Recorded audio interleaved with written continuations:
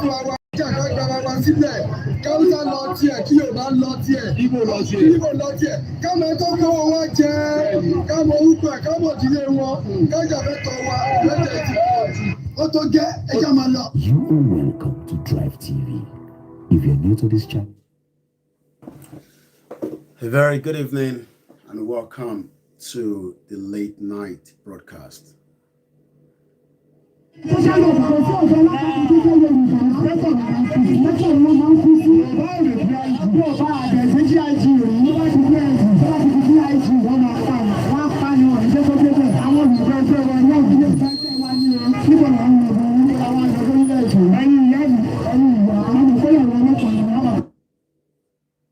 Mo kí gbogbo wa pé ẹ káalẹ́ níbi tí ẹ ti láǹfààní àti darapọ̀ mọ́ wa ní alẹ́ yìí.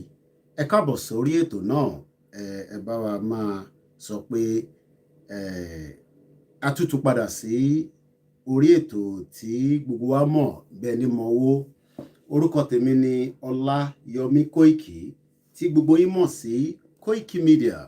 I say a very good evening and welcome to our late night broadcast. Welcome to the program and a very good evening once again. As you're joining the show, let us turn the volume up a little bit. It's going to be hot as usual. A máa sọ̀rọ̀ lóríṣiríṣi ibi tí ọ̀rọ̀ dé àti ibi tí à ń lọ. Níbo là ń lọ? Bọ̀ ká tó máa sọ ibi tá à ń lọ, ẹ jẹ́ ká tún gbọ́ ohun yìí lẹ́ẹ̀kan sí.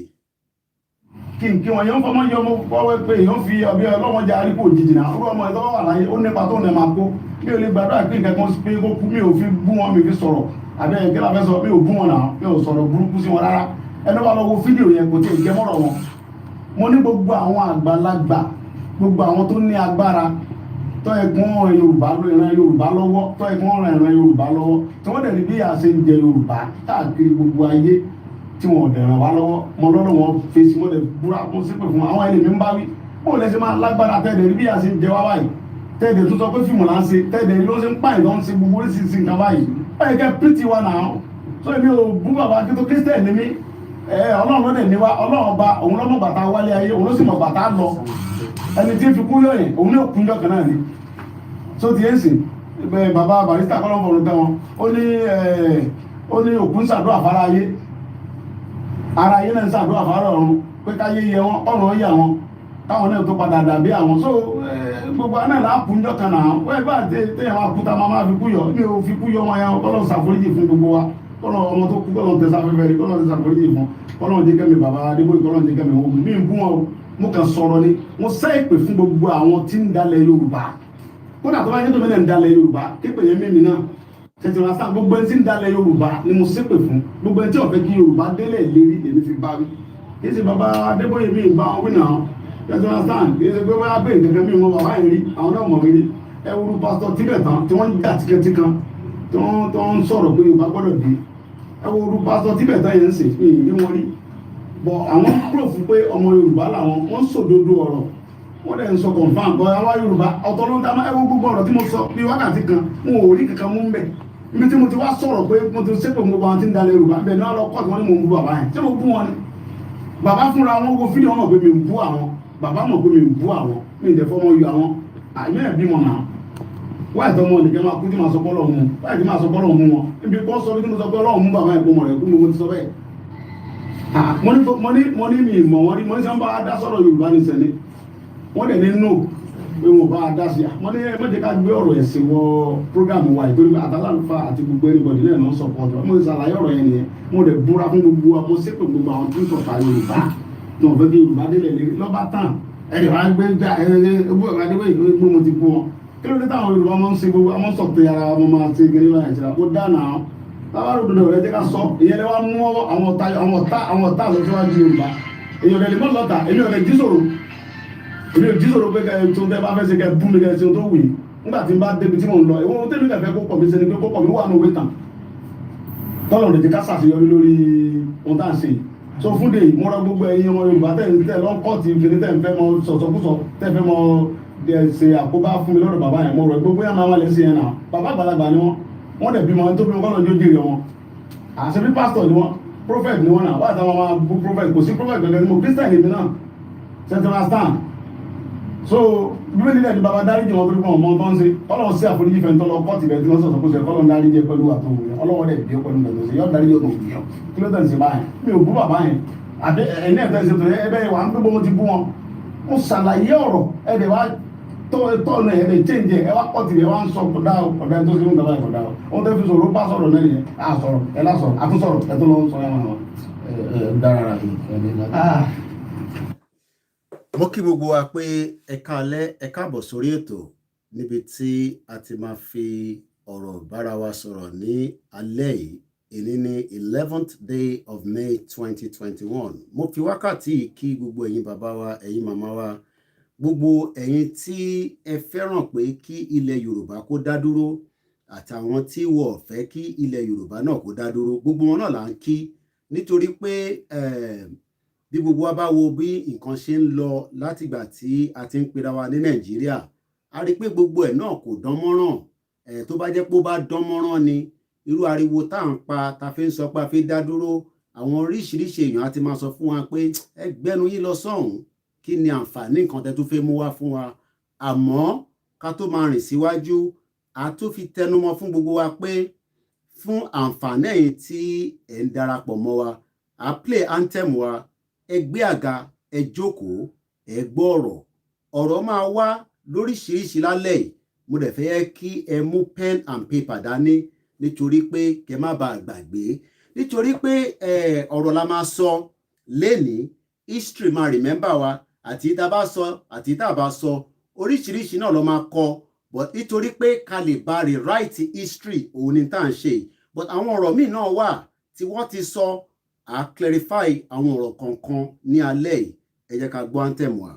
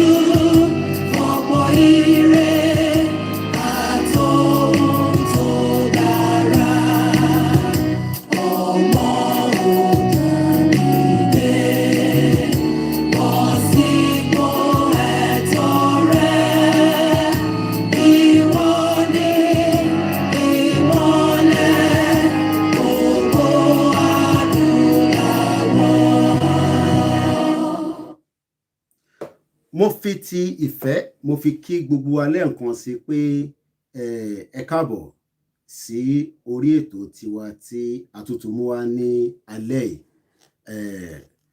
lóòótọ́ awuyewuye oríṣiríṣi ni a máa gbọ́ but just to put things on record ká tó máa tẹ̀síwájú a kí gbogbo àwọn ọba wa a kí gbogbo ẹ̀yin kábíyèsí a kí gbogbo orí adé tó wà ní ilẹ̀ káàárọ̀ òjíire àtàwọn tó jẹ́ representatives wọn whether in Nigeria or outside Nigeria lóòótọ́ a máa sọ pé àgbúrò àwọn ọba wa kọ́ dá sí in tí ó wà níwájú wa àmọ́ a mọ̀ pé púpọ̀ nínú wọn sọ̀rọ̀ lábẹ́lẹ̀ bọ̀ púpọ̀ nínú wọn wọ̀ sàn kankan lórí tí à ń fà yìí kí nìkan tá à ń fà gangan òun ló ń pè ní self-determination kí nìkan tí wọ́n ń pè ní self-determination òun ni pé a fẹ́ dá dúró a fẹ́ ní ilẹ̀ tiwa a fẹ́ ní òmìnira a fẹ́ gba ìlú wa àwọn èèyàn púpọ̀ máa bi wá pé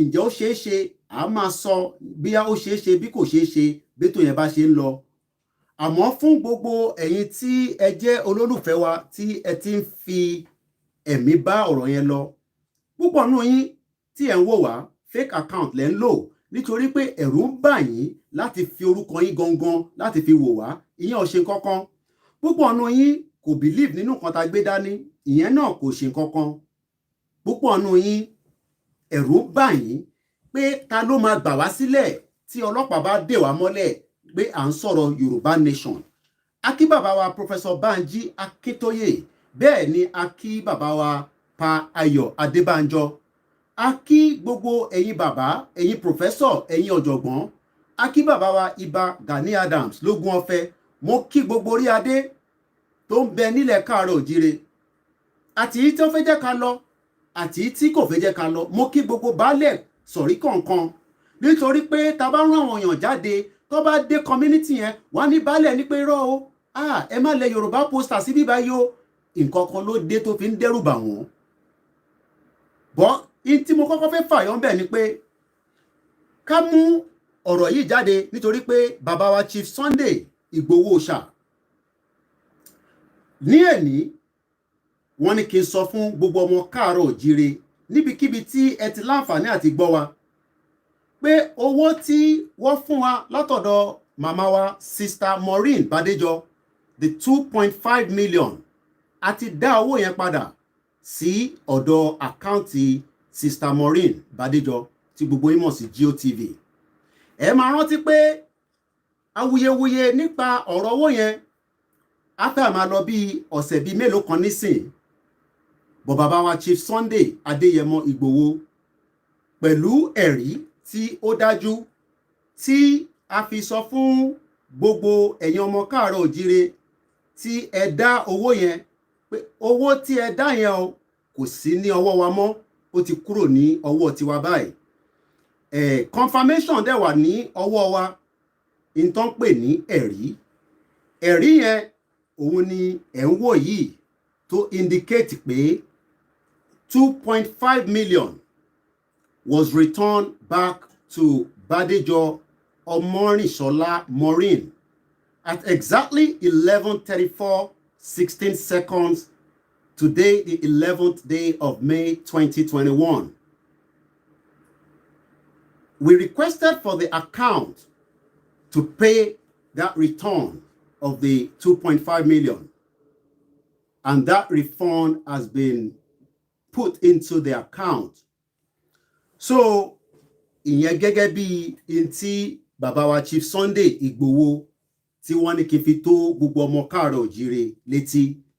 So a ní mẹ́nuba ọ̀rọ̀ yẹn mọ́ so bí yẹn ṣe jẹ́ nìyẹn lẹ́ẹ̀kan sí a dúpẹ́ lọ́wọ́ gbogbo ẹ̀yin tí ẹ̀ ń tẹ̀lé wa a dúpẹ́ lọ́wọ́ gbogbo ẹ̀yin tí ẹ̀ ń fi ẹ̀mí bá lọ a dúpẹ́ lẹ́ẹ̀kan sí fún gbogbo ọmọ káàárọ̀ òjíire tí ẹ̀ ń sọ pé ẹ fẹ́ kí a ní òmìnira tiwa ẹ̀ ń sapá lọ́tún lósì bẹ́ ṣe ń ju àdúrà sí wa ẹ̀ ń fún wa ní advice bẹ́ ṣe ń fún wa ní advice ẹ̀ ń fún wa ní pé ẹ má gbé àwọn ìgbésẹ̀ kan àmọ́ ká fi jẹ́ kó yé gbogbo wa o kò sẹ́ni tó lè pa bàbá wa Sunday lẹ́nu mọ́ nítorí pé bàbá wa Chief Sunday tí ẹ̀ wò yẹn ọ̀rọ̀ tó bá jáde ní ẹnu ẹ̀ òun ló ń fún millions of àwọn ọmọ káàárọ̀ òjíire ọkùnrin àtobìnrin òun ló ń fún wọn ní confidence tí púpọ̀ nù yín kò lè yé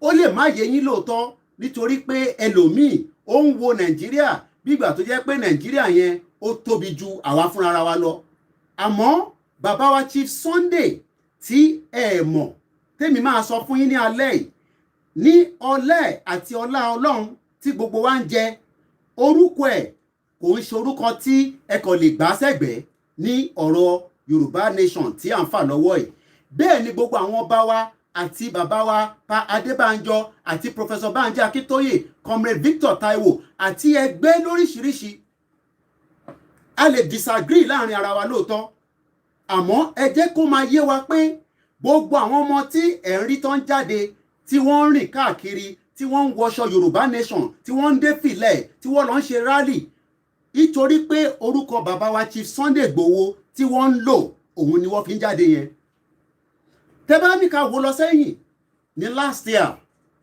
ẹ rántí pé nígbà tá ní káwọn ọmọ yẹn máa jáde kọ́ lọ máa ṣe rally kọ́ lọ máa tẹ póstà kọ́ máa lẹ flyer gbogbo wọn ń béèrè pé ta ni lọ́ọ̀yà wa tó máa jẹ́ ẹni tó máa dúró tì wá tí ọlọ́pàá bá mú wa àbẹ́ ti gbàgbé gbogbo yín rántí so kí ló wá jẹ́ pé nígbà tí bàbá wa bá ń sọ̀rọ̀ ẹ máa ní ó ti sọ̀rọ̀ jù ọ̀rọ̀ tó sọ yẹn ẹ twist ẹ̀ mọ́ lọ́wọ́ èyí tó bá sọ ẹ mú lọ síbi tí kò sọ ibi tó bá sọ dé ẹ bá wa fi kún bó ṣe wà náà nìyẹn a ti mọ̀ bẹ́ẹ̀ but ẹ jẹ́ kó máa yé wa pé gbogbo ẹni tó bá wà ní nàìjíríà lẹ́nìí ó lè testify sí gbogbo ẹni tó wà ní nàìjíríà tẹ́ ń pè ní Nigeria of today ẹ rántí pé wọ́n mú ọmọ kan ní last year ní Kogi tó sọ pé ó ń tẹ Yorùbá nation pósítẹ̀ òun ni wọ́n ṣe gbé tí gbogbo yín bá rántí ọ̀rọ̀ náà ní last year ọmọ náà máa pẹ́ láàrin ìgà ọlọ́pàá á pe gbogbo àwọn kábíyèsí á gba lọ́ọ̀yà gbogbo iṣẹ́ yẹn kò máa dáhùn tẹ́ bá rántí ẹ ṣe máa béèrè pé kí ló fà á gan kí ni ìdí ẹ̀ tí ó fi di pé wọ́n múrùyàn bẹ́ẹ̀ yẹn kò dẹ̀ síyàn kankan tó sọ̀rọ̀ sí tó fi gbọ́mọ yẹn sílẹ̀ kódà ọ̀rọ̀ yẹn fẹ́ẹ́ máa di ìjà láàrin gbogbo wa tá à ń sọ̀rọ̀ nítorí pé àwọn èèyàn bẹ̀rẹ̀ sí point finger pé iléeṣẹ́ kan ló ràn jáde iléeṣẹ́ kankan ló ràn jáde ẹ̀ rí nísìnyí pé gbogbo yẹn kò sí ìbẹ̀rù yẹn mọ́ fún gbogbo àwọn ọmọ wa tó ń jáde bàbá wa Chief Sunday Igboho dẹ̀ ni kí n sọ fún gbogbo yín pátápátá àtọkùnrin ni àtọbìnrin ni pé gbogbo rálì tá a bá ń ṣe o ẹ gbọ́ mi dáadáa gbogbo rálì tí a bá ń lọ nítorí pé pẹ̀lú àṣẹ Èdùmàrè à ń lọ sí Ọ̀ṣun níjọ́ Saturday wọ́n ní kí n fi tó yín létí o peaceful rally ni à ń bá lọ àti Ọ̀ṣun ni àti Kogi là ń lọ ni àti Kwara ni àti Èkìtì ni àti gbogbo bí kíbi tí a bá ń gbé rally yẹn lọ wọ́n ní kí n fi tó gbogbo ọmọ káàárọ̀ òjíire létí pé ìjà kan là ń bá lọ síbẹ̀ o kò ń ṣe pé à ń gbé gídígbò lọ sínú state yẹn but a máa dé state tó sọ pé a ní débẹ̀ ẹni sọ pé a ní dẹ́kọ̀ irọ́ lọ́pa ẹ̀yẹn fìyẹn sílẹ̀ ẹni sọ pé a ní dé Ògùn state ẹni sọ pé a ní dé Ọ̀yọ́ a ní dé Kogi a ní dé Kwara a ní dé Ọ̀yọ́ a ní dé Ọ̀ṣun a ní dé Èkìtì ẹ̀yẹn fìyẹn sílẹ̀ nítorí pé tá bá ti jẹ́ kó mọ̀ pé ní àṣẹ tẹlẹ́dùmarè ní ti bàbá ní ti tọmọ kódà bó jẹ́ kìrìsìtẹ́nì nìyẹn kò mátà bó jẹ́ tó oníṣẹ̀ṣe nìyẹn kò mátà bó jẹ́ ti mùsùlùmí nìyẹn kò mátà bọ́tà bá ti ń sọ pé bàbá wa Chief Sunday Igboho ni a máa ṣe rálì nínú stéètì yẹn kò sí ìjọba náà tó lè dá rálì yẹn dúró ìyàtọ̀ tó wà bẹ́ẹ̀ nìyẹn ìyàtọ̀ tó wà láàrin ẹ̀ nìyẹn kódà tá a bá mú orúkọ ẹlòmíì pé lórí orúkọ yìí o a máa ṣe rálì ní stéètì yẹn kódà SS gan àti DSS o àti ọlọ́pàá tàmí wàá fẹ́ kó gbogbo yàn so kí ni wá yàtọ̀ kí ni nǹkan tó yàtọ̀ níbẹ̀ ìyàtọ̀ ni pé ẹni tí Ọlọ́run nífẹ̀ẹ́ sí ni ẹni tí Ọlọ́run fún rẹ̀ tó nífẹ̀ẹ́ sí ni Chief Sunday Igboho àádẹ́ máa yìn ní gbogbo ìgbà nítorí pé ọlá ẹ̀ òun ni púpọ̀ nínú wa ń jẹ ta fi ń sọ pé à ń ṣe Yorùbá nation àfi tá bá fi parọ́ fúnra wa gbogbo àwọn ọmọ tẹ́yìn rí tán káàkiri tínú wọn ń dùn tán ń lọ tán ń bọ̀ ṣẹ́yìn ò mọ̀ pé ọlọ́pàá ń dá wọn dúró ní gbogbo ìgbà tó bá ń rìn tó ń jáde nínú ọkọ̀ wọn nínú aṣọ tó ń wọ̀ nínú fìlà tó dé nínú stíkà tó gbé sára àmọ́ nígbàkigbà tó bá ti ń dá wọn dúró tó níbọn lápò tó gbébọn sínú mọ́tò débi pé ọlọ́pàá máa káàbọ̀ mọ́ wọn lọ́wọ́ nítorí pé bàbá wa Chief Sunday ò sọ pé kíyàn kankan lọ ra bọ́n débi pé ó máa sọ pé kíyàn kankan máa gbébọn káàkiri kò sígbàkigbà tó sọ nínú gbogbo broadcast ẹ má dẹ̀ máa sọ pé kó má ṣe interview mọ́ ẹ fìyẹn sílẹ̀ pé kó má ṣe interview tó bá ṣe interview ṣé Gumi ni kó má ṣe interview fún wa ni ṣé Gumi ni representative wa tá ṣe máa lọ máa pé Gumi pé kó wá sọ̀rọ̀ on our behalf so ẹ jẹ́ kó kí làákàyè wa kó ṣí gẹ́gẹ́ bí ọmọ káàárọ̀ òjíire ẹ jẹ́ kí làákàyè wa kó ṣí ẹ̀yin máa sọ pé kí Chief Sunday Igboho yé sọ̀rọ̀ mọ́ bẹ́ẹ̀ ni ẹni ó ń sọ̀rọ̀ jù ọ̀rọ̀ tó ń sọ òun ló ń fún púpọ̀ nú àwa àtẹ̀yìn ní confidence àtẹ̀yìn tó wà nílùú òyìnbó àtẹ̀yìn tó wà nílé ọ̀rọ̀ yẹn gan ló fún wọn ní confidence ẹ̀yin fi gbogbo lockdown sílẹ̀ kí ní kàn wá pẹ̀lú lockdown ṣé tó bá ń ṣe lockdown ni ṣé wákàtí ọ̀jọ̀gọ́ òru ní wákàtí 12 títí dago 4 òun ni lockdown láti wà ibẹ̀ kọ́ là ń lọ nísìn àníkà kọ́kọ́ máa yin bàbá wa lókè gbogbo ìgbà la máa yìn tí bá ní bàbá wa kò ń ṣe Chief Sunday Igboho ni mò ń sọ àníkà máa yin Elédùmarè pé ó fún wa ní èèyàn bíi Chief Sunday Igboho tí gbogbo wa fi ọkàn tọ̀ tí a dúró tì tó ní pé ká máa lọ kò sí kankan tó fẹ́ ṣẹlẹ̀ bẹ́ẹ̀ bẹ́ẹ̀ ló máa rí ẹni bá wá gbéjà kò wá ó ní ká fi wọ́n sílẹ̀ ṣebí Yorùbá ni wá, kí ló ń bà wá lẹ́rù? Èmi ti sọ fún yín pé sẹ́ Nàìjíríà ò lè bà Yorùbá lẹ́rù, kò dẹ̀ ń ṣe Chief Sunday Igboho nìkan, a ní gbogbo wọn tó pọ̀ bẹ́ẹ̀ bẹ́ẹ̀, àti wòlíì ni àtàfáà ni àtàwọn oníṣẹ̀ṣe. So ẹ má jẹ́ kíyàn kankan hó wùlùwùlù mọ́ wa, ẹ má jẹ́ kó dẹ́rù bà wá, nítorí pé ẹ̀rù wọn ò lè bà wá mọ́ níbi tí a dé yìí. Wọ́n ti dẹ́rù bà wọn tó bí wa, wọ́n ti dẹ́rù bà wọn tó bí bàbá wa, nísìnyí wọn ò lè dẹ́rù bà wá mọ́. Ẹ jẹ́ kí n fi yé yín o, gbogbo ọmọ káàárọ̀ oòjíire, àwọn ọmọ tẹ́ ń rí tó ń lọ tó ń bọ̀ yẹn, ẹ jẹ́ ká play fídíò yìí ká tẹ̀ mọ̀ bí ṣé tòótọ́ ni. A ní à ń wáyàn for more than 11 days ní ọmọ kan ti miss tó ń pè ní Mr. Femi lára àwọn comrade wa. Somebody was missing for 11 days. Nínú 11 days yẹn Chief Sunday Igboho kò ṣe pé kò gbọ́, àmọ́ nígbà tí ohun tó jẹ́ ohun tó dáhùn tí kúnkúṣì ń jẹ́ kúnkúṣì, èmi máa ń sọ fún yín pé Ọlọ́run ọba ló ní agbára. Ẹ má máa sọ pé alágbára ni Chief Sunday Igboho, Ọlọ́run ni kẹ́ máa sọ pé ó ní agbára. Tọ́lọ́run bá dẹ̀ máa dáhùn, tásìkò bá tó tọ́lọ́run fẹ́ fi agbára ẹ̀wọ̀n, á fi yé wa pé òun ni òun lágbára. Ẹ wò bàtà tí wọ́n mọ yẹn, kò sí wàhálà tá a ṣe. Tí bá ní wàhálà tá a ṣe, ẹ má rò pé mi ni mò ń ṣe wàhálà. Gbogbo yín pátápátá, àtẹni tó béèrè, àtẹni tó comment, àtẹni tó sọ̀rọ̀ pé ibo lálákùnrin yìí wà náà. Èèyàn ṣe lè, èèyàn odindi èèyàn ṣe lè sọnù. Àmọ́ ká tó wá mẹ́nu bà ọ̀rọ̀ arákùnrin yẹn, ẹ jẹ́ ká ṣe astagfirullah gẹ́gẹ́ bí mùsùlùmí. Ẹ̀yin kìrìsìtẹ́nì ẹ bá wa ṣàdúrà, nítorí pé àwọn kan nínú àwọn tí wọ́n fẹ́ lọ bá arákùnrin tí wọ́n release lẹ́ni, ẹ̀mí kan sọnù nínú wọn. Ẹ̀mí wo ló sọnù? Nínú àwọn tí wọ́n gbéra láti Sango pé àwọn fẹ́ lọ pàdé comrade Fẹ́mi tí wọ́n release ní eléwé ẹran, after 11 days had a fatal accident and one person died. That is what people are going through when we say Nigeria is not working. So ẹ má jókòó sí ìlú òyìnbó kẹ́ máa sọ pé kí ni Chief Sunday Igboho ń sọ, ọ̀rọ̀ tó ń sọ yẹn ti pọ̀ jù. Nítorí pé tó bá jẹ́ pé Nàìjíríà ń ṣiṣẹ́ ni, típà tó kọlu mọ́tò yẹn ní alẹ́ yìí, ní àárọ̀ yìí, kò bá má kọlu ẹni yẹn, bí kò bá sì wà ní ayé. We lost a comrade this morning, died, and 2 of them are still in a critical condition. Mo ti rí àǹfààní láti bá kan nínú wọn sọ̀rọ̀ ní orí bẹ́ẹ̀dì ìwòsàn níbi tí wọ́n tọ́jú ẹ̀ nísìn tó wà ní hospital. Ẹni tó kú kọ́lọ̀ fọ́run kẹ́, wọ́n ti gbé òkú yẹn nísìn, wọ́n ti gbé lọ sí ọ̀run family ẹ̀. This is the sacrifice that we are talking about. This is the sacrifice that some of us are going through when you see people that are going from Lagos to Ogun State, from Ogun State to Kwara, from Kwara to Ondo, from Kogi to Osun. Bó ṣe ń káàkiri yẹn, ẹ máa fi wò pé gbogbo títì tó ń rìn yẹn kò ewu wà lórí ẹ. Ewu Fúlàní nìkan lẹ rò pé wà nílẹ̀ Yorùbá ni. Ṣé ewu Fúlàní nìkan lẹ rò pé wà nílẹ̀ Yorùbá? Nígbà táwọn èèyàn sọ pé àwọn gbéra láti ilé wọn, ó dágbére fún ilé, ó dágbére fún ìyàwó, ó dágbére fún ọmọ, pé àwọn lọ pàdé ẹni tí wọ́n ti so mọ́lẹ̀. Kí ni wọ́n so mọ́lẹ̀ fún? Tí wọ́n bá so mọ́lẹ̀ ni bóyá ẹ̀mí yẹn ò bá ṣì wà láyé nísìn. This is why we are saying that enough is enough.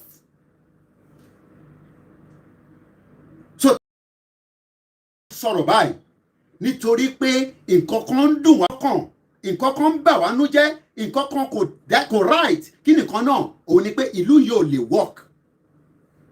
Ẹ̀mí kan ti sọnù báyìí lénìí. Ẹ̀mí tó sọnù pọ̀ lóòótọ́, àná ẹ̀mí tá à ń sọ yìí lára àwọn comrade wa tó ń ṣiṣẹ́ takuntakun fún ẹ̀yin, fún èmi, ẹ̀mí yẹn ti lọ lálẹ́ yìí nísìnyí, ó ti lọ látàárọ̀. Kọ́lọ́n kó gba, kó tẹ sáfẹ́fẹ́ rẹ̀, àti ẹni tó ń sọ pé ẹ̀mí kan ṣe lè wá special jura wọn lọ. Èbíyàn kan ló kú nísìn, wọ́n lọ pàdé ẹni tí ó jáde nínú prison, wọ́n fẹ́ lọ fún ní support. Kí ni support náà? Wọ́n pè ní moral support. Ẹ̀mí yẹn ti lọ nísìn. Ẹ̀mí méjì tó kù ká lọ bá wọn fún wọn lálàáfíà, wọ́n wà lọ́sítù. Èmi ti bá wọn sọ̀rọ̀ ní alẹ́ yìí. This is why we are saying that enough is enough.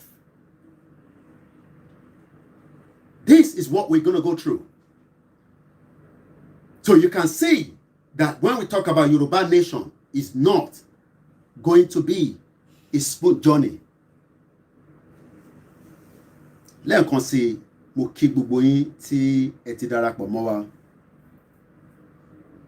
Níbikíbi tẹ́ ti láǹfààní àti máa wò wá. bọ̀ níbi tí a ti ìdùnnú dé bá wa ìbànújẹ́ náà tún dé. Ọlọ́run má jẹ́ ká rí ìbànújẹ́. We lost one of our comrades this morning. May soul rest in perfect peace. Àwọn tó wà ní hospital kọ́lọ́n kó ṣe kí ni kó tẹ́ wọn sáfẹ́fẹ́ kó túbọ̀ fún wọn ní àlàáfíà tó pọ̀. Típà ló kọlu mọ́tò wọn.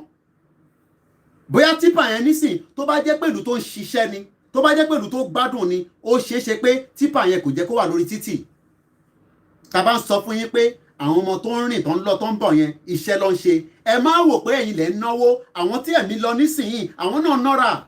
Ẹlòmíràn ní Koiki àti fún yín lówó náà, ó yẹ kẹ́ ti ṣiṣẹ́ náà. Ẹ tí débì kan ẹ máa pariwo, ẹ máa fò fún, ẹ máa send a message, ẹ máa fi voice note sílẹ̀, ẹ máa pè lórí show. Wọ́n ì tí dé agbúlé mi, wọ́n ì tí délé bàbá mi. We are all doing the little we can do. And we are not going to give up. We can only continue. Nítorí pé ẹ̀mí ti lọ tó pọ̀ jù lórí ilẹ̀ yìí tí kò jẹ́ kó ti jáde láyé. Àmọ́ ẹ̀mí kan inú ẹ̀ dùn lára àwọn ọmọ wa tí wọ́n fi sílẹ̀. Ó ti wà ní ọ̀dọ̀ àwọn fámìlì ẹ̀. A dúpẹ́ fún Elédùmarè. Bàbá ṣe wá ń dúpẹ́ fún Elédùmarè. Ká máa dúpẹ́ fún bàbá wa Chief Sunday Igboho. Nítorí pé èèyàn tí Ọlọ́run ti dá ni, akàndá ni. Ẹ̀yin fìyẹn sílẹ̀, ó ṣọ̀rọ̀ sọ ni, kò ṣọ̀rọ̀ sọ ni. Koiki, you are not a good person. You are with Chief Sunday Igboho. You are lying to... Shut up your mouth. Tó o bá tẹ́ lọ́rùn, wọ flight ticket kí wọ́n náà wá darapọ̀ mọ́ wa. Tó o bá tẹ́ lọ́rùn bá ṣe ń ṣe, ìwọ náà wá darapọ̀ mọ́ wa. Má jókòó sílùú òyìnbó and you start condemning people. Ẹ̀mí kan ló ti lọ lẹ́ẹ̀ni nísìnyí. Ẹ̀mí yẹn náà làwa náà fi ń káàkiri lójoojúmọ́. Anything can happen. You don't understand what the road looks like. Tẹ́ mọ̀ bí road yẹn ṣe look like. You don't even have a clue. Some of you don't even have a... Ẹlòmí ò tẹ̀ délé láti the last 10 years. Ẹlòmí ò tẹ̀ mọ̀ bí títì ṣe rí. You think it's the smooth road in UK, in America, in Italy, in Greece, around the world. Is that what you're thinking? Oh, some of you don't even understand the consequence of going on a public road in this contraction you call Nigeria. You don't even understand it. Yes, ìwọ lè ní mọ́tò tó wọ okay, àbí bẹ́ẹ̀ kọ́. No, you can have a good vehicle that is driving you, but you don't know the consequence of the next vehicle that is ready to kill you for nothing more than that vehicle does not have brake. Àárín mọ́tò tó ń rìn tó ní táyà nílẹ̀ yìí náà ni. So don't think pé owó tẹ̀ ná. I appreciate it. It doesn't matter how little it is. We appreciate it. But ẹ máa rántí pé gbogbo àwọn ọmọ tó ń jáde lójoojúmọ́ ẹ̀mí tí wọ́n lọ fi sílẹ̀. Tó bá jẹ́ pé ẹ̀mí yẹn nísìn bó ṣe fẹ́ níyẹn sílẹ̀ ó ní kò sí ìtókàn wọn òun á jókòó sílé o ṣùgbọ́n ti fi sílẹ̀ àwọn wá gbéra ẹ̀mí mẹ́ta gbéra nínú ẹ̀mí mẹ́ta yẹn ìkan ti lọ nísìn. Let's watch this and see how our comrade was excited after his release from Eleweran. 11 days he spent for nothing. Kò ṣe kò pààyàn. Boko Haram ń pààyàn káàkiri, Fúlàní ń pààyàn káàkiri, wọ́n lọ́wọ́ yẹn. Ọmọ tó lọ fún rally tó ń padà sẹ́kọ̀ọ́, wọ́n dẹ̀ gbọ́mọ yẹn, wọ́n dẹ̀ gbé pamọ́ fún 11 days. 11 good days. You can see how the atrocity that is done inside the Yoruba land. Ẹ jẹ́ àgbọ̀n nǹkan tọ́mọ yẹn sọ. Láti àwọn fúláàtì yẹn lọ́wọ́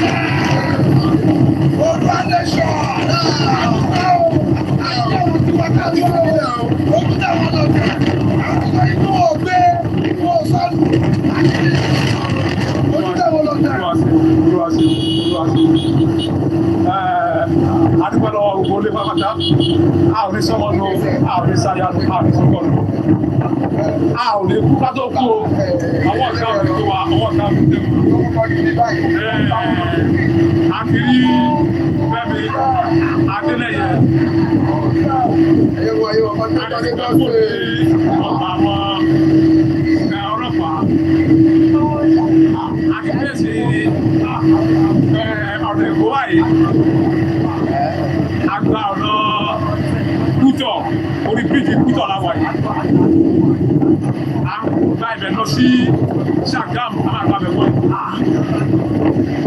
ṣùgbọ́n tá a bá dé ilé àjẹ́ bí gbogbo lè máa wọ tó ṣẹlẹ̀ àti bí ó ṣe jẹ́ o ẹ ṣe gan ni àríkọ́lọ́ gidigidi o àtẹ tó kí wa àtẹ tó kí wa àtẹ tó bú wa la dúpẹ́ lọ́wọ́ ẹ̀ o nítorí pé olóòótọ́ kan tí kò bá olóòótọ́ tí ipò àwọn ẹni àdánù tí wọ́n sọ pé wọ́n ní dísà ní ìgbà kan ní ó kù wọ́n ọlọ́run ó kù wọ́n ọlọ́run àwọn tí wọ́n ò sí ní Nàìjíríà wọ́n tún kí ẹ̀ fún ẹni tá à ń wá ẹ̀.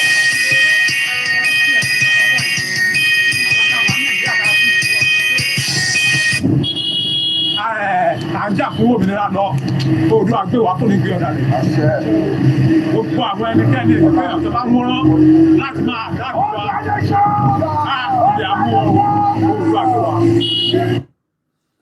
Odò àgbéwà kò ní gbé ọ̀dàlẹ̀. Gbogbo ẹni tó bá ti jẹ́ ọ̀dàlẹ̀ láàrin wa kò bá jẹ́ mi ni mo bá jẹ́ ọ̀dàlẹ̀ kí ẹ̀mí yẹn kó lọ. Àtèmi fúnra mi tó bá jẹ́ pé ọ̀dàlẹ̀ lèmi àníṣẹ́ kó máa mú lọ.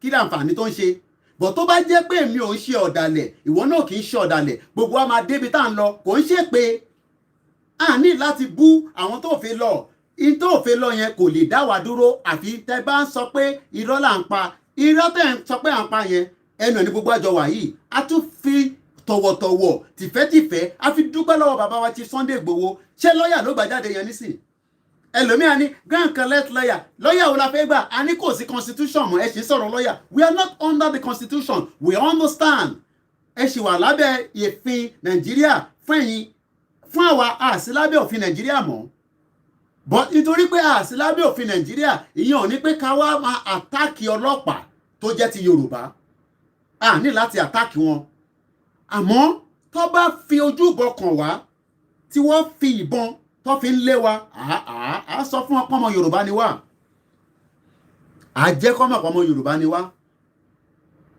I have told you so many times ṣe rò pé mi nìkan ni mo brave àwọn tó brave púpọ̀ ẹ jẹ́ ká wo fídíò tí arákùnrin tó mú yìí ẹ jẹ́ ká wo fídíò tó ṣe ní on the 1st kó tó di pé wọ́n mú ibi tẹ́ ti máa mọ̀ pé àwọn akíkanjú ọmọkùnrin wọ́n ń bẹ wọ́n pọ̀ èmi lè láǹfààní àti máa bá gbogbo àgbáyé sọ̀rọ̀ nítorí pé sọ̀rọ̀sọ̀rọ̀ lèmi iṣẹ́ tọ́lọ́run fẹ́ mi nìyẹn kó tó di pé a bẹ̀rẹ̀ sí í ṣe ọ̀rọ̀ Yorùbá nation kò jù bẹ́ẹ̀ lọ ẹ máa wò pé torí pé ó fly láti ìlú òyìnbó ó wá darapọ̀ mọ́ wọn ṣèbẹ́mi kan ló lọ nísìn àwọn ẹ̀mí yẹn náà kó yí níyàtọ̀ ẹ̀mí àti ẹ̀mí tèmi náà ẹ jẹ́ ká gbọ́n tí alàgbà yẹn tó ṣe ní on the 1st kó tó di pé wọ́n mú mọ́lẹ̀ ẹ jẹ́ àgbọ̀ wọn. ó ti tún àwọn Yorùbá nation. ẹni tó fẹ́ sọ̀rọ̀ nísìn òun ni comrade Fẹ́mi yẹn tí wọ́n mú for 11 days kó tó di pé Ọlọ́run fún bàbá wa ṣe tó ń pè ní Chief Sunday Igboho a lè máa dúpẹ́ fún ni lóòrèkóòrè ṣé owó tó ti ná ni ṣé fi àwọn fámílì ẹ̀ ní ká máa dúpẹ́ fún tí wọ́n tẹ̀ fún wa ní bàbá yẹn kó fún wa lò aláwọn tí wọ́n tàbí ẹ̀ náà tí wọ́n sọ pé kíní kà wọ́n aláwọn ìyàwó mi wọ́n ní baálé mi o ìyìn tó gbé dání yẹn ìwọ nìkan kọ́ lọ́mọ Yorùbá kò ṣe bẹ́ẹ̀ kọ́ lẹ ṣe ń sọ ni Sunday ṣé wọ́n nìkan lọ́mọ Yorùbá ni mama àparẹ́ fún Yorùbá shut up your dirty stinking mouth Sunday Igboho mama ṣe rẹ̀ léṣe fún yóò shut up your mouth shut up your mouth shut up your mouth stupid people kó fi wá sílẹ̀ kó pa wá dànù kó fi wá sílẹ̀ kí Fúlàní máa pa wá òun náà lọ ṣe ní àmúrọ̀bà ń wọnú Aso Rock tó bá yá mani queen dáṣà máyégún tó wà níbẹ̀ wá san tó wà nínú bẹ̀ ṣé kó fi wá sílẹ̀ kí wọ́n pa wá tán èèyàn mélòó nú yín ló lè gbọ́mọ yẹn sílẹ̀ tó lè sọ pé òun lè lọ gbọ́mọ yẹn sílẹ̀ ní ọ̀dọ̀ ọlọ́pàá èèyàn mélòó nú yín gbogbo ẹ̀yin tẹ́ jẹ́ lọ́ọ̀yà èèyàn mélòó nú yín ló fẹ́ dìde ẹ̀ṣọ́ máa dá yín lóhùn ni wọ́n ní dá yín lóhùn. It's a shit old country. They will never listen to you. Wọ́n ní dá yín lóhùn. But nígbà tí bàbá wa ti dá sí, wọ́n mọ̀ pé òòṣà ni. Òòṣà yàtọ̀ sí òòṣà. Òòṣà tó ń pè ní òòṣà. Orúkọ ẹ̀ lásán òun ló fún àwọn ọmọ yẹn ní confidence tẹ́ ẹ̀ bá mọ̀. orúkọ yẹn òun ló ń fún àwọn ọmọ yẹn tó fi ń káàkiri but ó ní kí n máa fi tó yín létí ó ní kí n máa sọ fún yín ní gbogbo ìgbà pé kẹ má wà forúkọ yẹn ẹ má fi ṣe jàǹbá ẹ má fi orúkọ yẹn fi ṣe jàǹbá ẹ má nítorí pé bàbá wa ti fi rẹ̀ sílẹ̀ fún wa kó wá dé pé yẹn ló fẹ́ máa lọ fi ṣe jàǹbá nígbà yẹn lọ́wọ́ yín ẹ má fi yẹn ṣe jàǹbá o ẹ má fi ìyẹn ṣe jàǹbá nítorí pé ẹlòmíì nísìn jàǹbá yẹn dẹ̀ pọ̀ lóríṣiríṣi lẹ́ẹ̀kan sí ẹ̀yin tẹ́ ṣe ń darapọ̀ mọ́ wa tẹ́ ẹ̀ bá ti gbọ́ tẹ́lẹ̀ ẹ jẹ́ ká fi tó yín létí gbogbo ẹ̀yin tí ẹ dá owó tí ẹ dá 2.5 million Chief Sunday Igboho has refunded that money at exactly 11:34 a.m. today. Owó yẹn ti wà lọ́wọ́ Sister Maureen Badejo of GeoTV. So ẹni tó bá ní owó pé ẹ dá síbẹ̀ ẹ̀yẹn ó kù yìí ó kù ẹni tẹ́ ẹ dáwó sí lọ́wọ́ owó yàn sí lọ́wọ́ Chief Sunday Igboho mọ́ o. Ẹ rántí owó náà ẹ mọ̀ pé wọ́n náà fún wa lówó pé ká fi jẹun. Àdúpẹ́ lọ́wọ́ gbogbo ẹ̀yin tẹ́ dá owó yẹn but a ti dá owó yẹn padà Chief Sunday Igboho ó ti dá owó yẹn padà and receipt owó yẹn ó dẹ̀ wà ní ọwọ́ wa òun leléyìí torí pé bí kámẹ́rà ṣe rí òun leléyìí ló wà níwájú mi that is the receipt of the payment it has been refunded back. Àdúpẹ́ fún gbogbo ẹ̀yin ọmọ káàárọ̀ òjíire. So fún àǹfààní ẹ̀yin tí ẹ ṣe darapọ̀ mọ́ wa we have refunded that money back at exactly 11:34 a.m. 16 seconds. Bá ṣe ń bọ̀rọ̀ lọ a fi ń sọ fún wa pé gbogbo wa ní àníṣẹ́ ní ọwọ́ iṣẹ́ tí Chief Sunday Igboho ló ń ṣe yẹn o kò dẹ̀ sẹ́dá kan tó lè dá dúró ṣẹ́rí gbogbo tẹ́yìn tán comment tán blog yẹn ẹ kàn waste time ara yín àwọn kan tẹ̀ tún kọ̀ọ̀kan ẹ mọ̀ pé oríṣiríṣi ọmọ àlè Yorùbá ló wà ọmọ àlè Yorùbá pọ̀ ọmọ kọ́ dẹ̀ wà ṣẹ́rí gbogbo ó ti ń sọ̀rọ̀ jù Koiki má jẹ́ kó sọ̀rọ̀ púpọ̀ shut up your mouth shut up your mouth shut up your mouth ṣé Gumi ni kí n máa lọ pè kó wá bá mi sọ̀rọ̀ ṣé Gumi ni kí n máa lọ pè ṣé àwọn channels yìí pé bàbá wa Chief Sunday Igboho rí kọ́tẹ̀ náà fi bá wọn sọ̀rọ̀ ṣé TVC pé wọ́n rí ọ̀rọ̀ yẹn ti pọ̀ jù kò bá má sọ̀rọ̀ bẹ́ẹ̀ yẹn àbí wọ́n ń pè àwọn kan ní ẹni tó bá ka Sahara Reporter ẹ máa gbọ́ átíkù yìí o that was yesterday ẹ wo ohun tí wọ́n fi ń lọ ọmọ Yorùbá tó fẹ́ gbà wá sílẹ̀ ẹ rí i pé làákàyè tiwọn ó kúrú ó kéré a lè ní ẹran ni a lè ní bí a màálù ni but làákàyè wọn ó kúrú. If people are comparing somebody like Chief Sunday Igboho pẹ̀lú àwọn Fúlàní ẹ ti rí pé àwọn Yorùbá yẹn orí wọn pé this is what if you have not seen that report it was on Sahara Reporter yesterday and this is the article. In what ways is he different from Fulani herdsmen? He is fighting Yoruba youth fought Igboho over comment on Pastor Adeboye. Ẹ rí pé àwọn yẹn wọ́n ní làákàyè. If people are comparing somebody like Chief Sunday Igboho pẹ̀lú àwọn Fulani, ẹ rí pé nìyẹn kò ní làákàyè. Torí pé tó bá jẹ́ pé ẹni tí wọ́n fi àgbo tí àgbo ẹ̀ tó pé ẹ mọ̀ pé ẹlòmíì nísìn àfi àgbo wẹ̀ àwọn ọmọ wa mọ́ ẹlòmíì ò tẹ̀ jẹ́ káwọn ọmọ ẹ̀ mú àgbo but irú àwọn tí wọ́n ń sọ̀rọ̀ báyìí ẹ rí pé làákàyè wọn kúrú. Ẹni ẹ sọ pé the assembly in release on Monday by his national president Olarinde Thomas and the national secretary Osho Adedeji stated that if Igboho is delighted in the death and anguish of another fellow Yoruba, he is not different from the instructive Fulani herdsmen. Ṣé bàbá wa sọ ṣé in tó sọ yẹn ṣé gbogbo yẹn ẹ̀gbọ́n tó sọ kó tó di pé ẹ bẹ̀rẹ̀ sí sọ jágbajàgba lẹ́nu Koiki shut up your mouth shut up your stinking dirty mouth. Ẹni tó bá tẹ́ lọ́rùn ẹ wọ flight ticket fẹ́yìn tẹ́ wà nílùú òyìnbó ẹni tó bá wà Nàìjíríà wàá wọ ọkọ̀ wàá wá bá wa ní Ìbàdàn wàá wá darapọ̀ mọ́ wa kí wọn náà máa tẹ̀lé wa káàkiri kájọ máa káàkiri.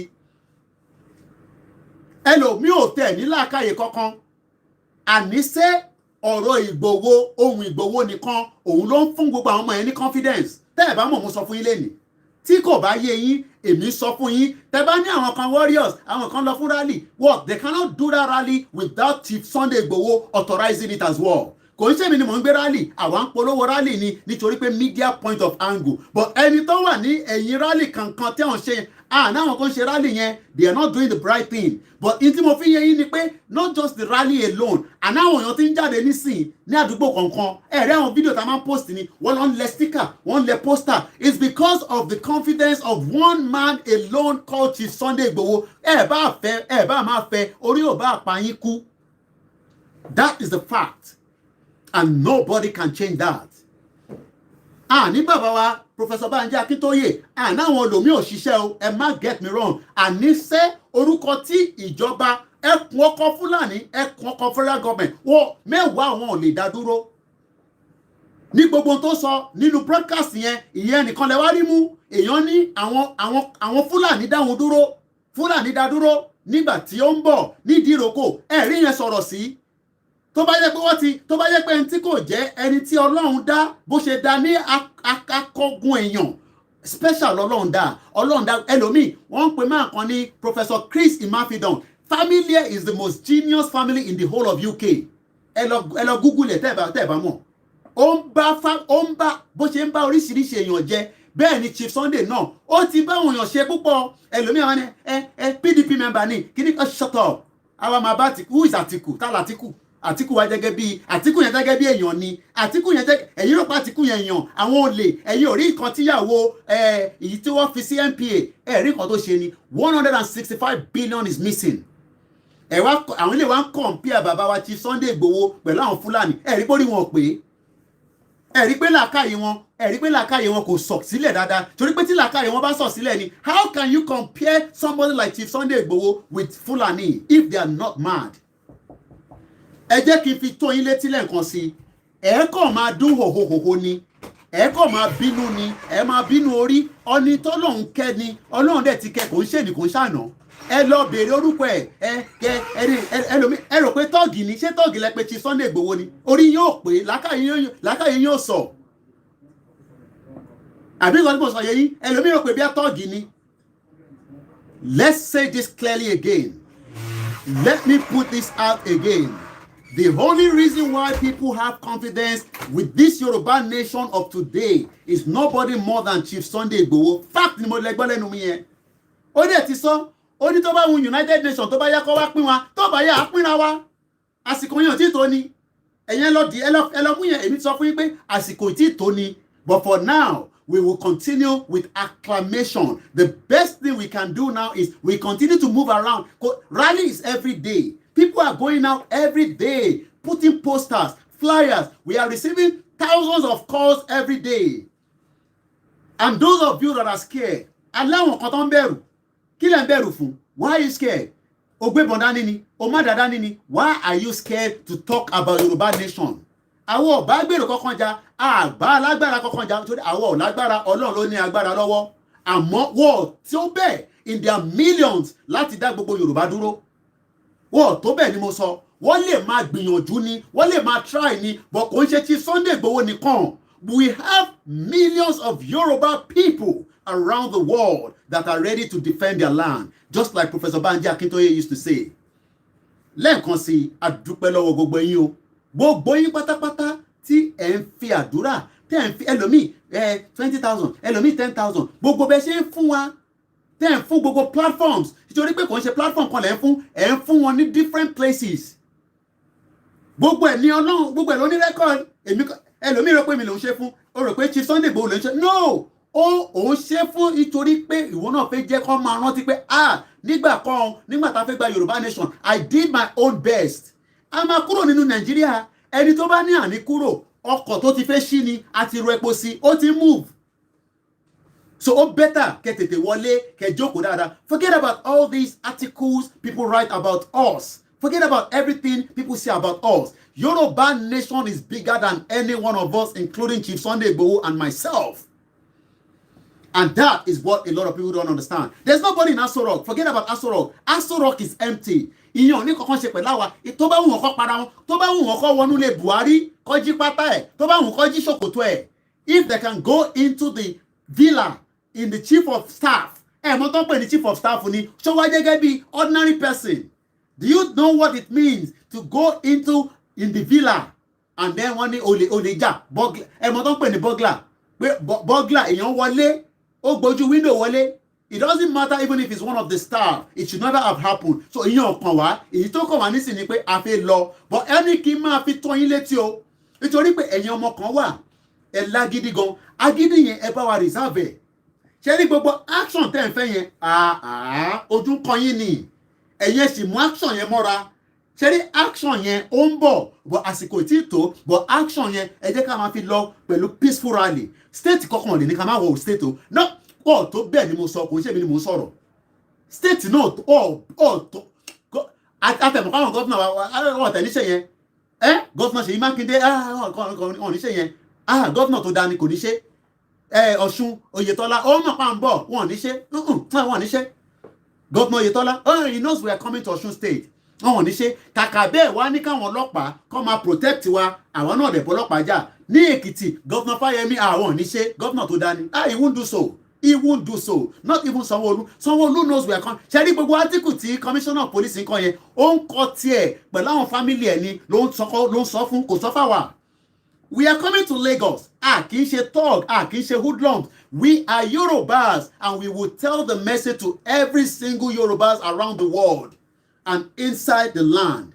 Àwọn kì í ṣe Fúlàní wọ́n ṣe lè máa sọ fún wa pé wọ́n wá ń kọ lẹ́tà wọ́n ń kọ átíkù wọ́n ń pe pressman wọ́n wá ní Chief Sunday Igboho ó fẹ́ wá dẹ̀kọ́rú orí yóò pé ní Èkó tó ti dàrú fún rẹ̀ tí Fúlàní káàkiri tó ń jíyàn gbé Èkó tó lómi Èkó tí economy ẹ̀ ti worse Èkó tí doctor ṣiṣẹ́ Èkó tí wọ́n sanwó doctor mọ̀ pé àwọn frontline doctors àwọn nurses I have the evidence wọ́n sẹ́ndẹ̀ sí mi ni ó wà lọ́wọ́ mi ẹni kí gọ́vnà Sanwó-Olú kó wá sọ fún wa pé wọ́n sanwó fún àwọn frontline nurses ṣé yẹn lẹ wá ń sọ pé àníwọlé who the hell are there I keep saying that wọ́n tó bẹ́ẹ̀ ni mo sọ we are not apologetic about that but mo mọ̀ pé Sanwó-Olú tẹ̀lé wa I know that I know the governor is following us ẹ̀yin fìyẹn sílẹ̀ he cannot tell us to not do rally in Lagos they cannot tell us not to do rally in any part of Yoruba land disturb wọn now àní káwọn máa ṣe politics tiwọn káwọn náà máa ṣe tiwa let everybody just do their own àní lẹ́ẹ̀kan sí sẹ́gun bá ṣe ń darapọ̀ mọ́ wa àti dáwó 2.5 million tí a gbà tí wọ́n fún wa pé ká fi jẹun àwa ti dá padà fún Sister Maureen Badejo of GOTV and we have evidence to that but bí ṣe ń bọ̀rọ̀ lọ lẹ́ẹ̀kan mo ní àwọn ilé ń sọ pé wọ́n wá ń compare nígbà tí bàbá wa sọ̀rọ̀ tájọ́ sọ̀rọ̀ mo bi wọ́n ní ọ̀rọ̀ àwọn náà dẹ̀ bi mí lọ́rọ̀ ṣe bí bó ṣe rí nìyẹn èmi lèmi bí wọn lọ́rọ̀ and shut up your mouth ẹ̀yin tẹ́ ń sọ pé kí ọba má bí bàbá wa lọ́rọ̀ bẹ́ẹ̀ yẹn ìwọ ló bá wá jókòó kó wá bí wọn. I know some of you want and you are wishing pé kò bá jẹ́ mi ni mo wà níbẹ̀ àsìkò ní gbogbo nǹkan sórí tèmi ṣe jẹ́ mú nǹkan lé lórí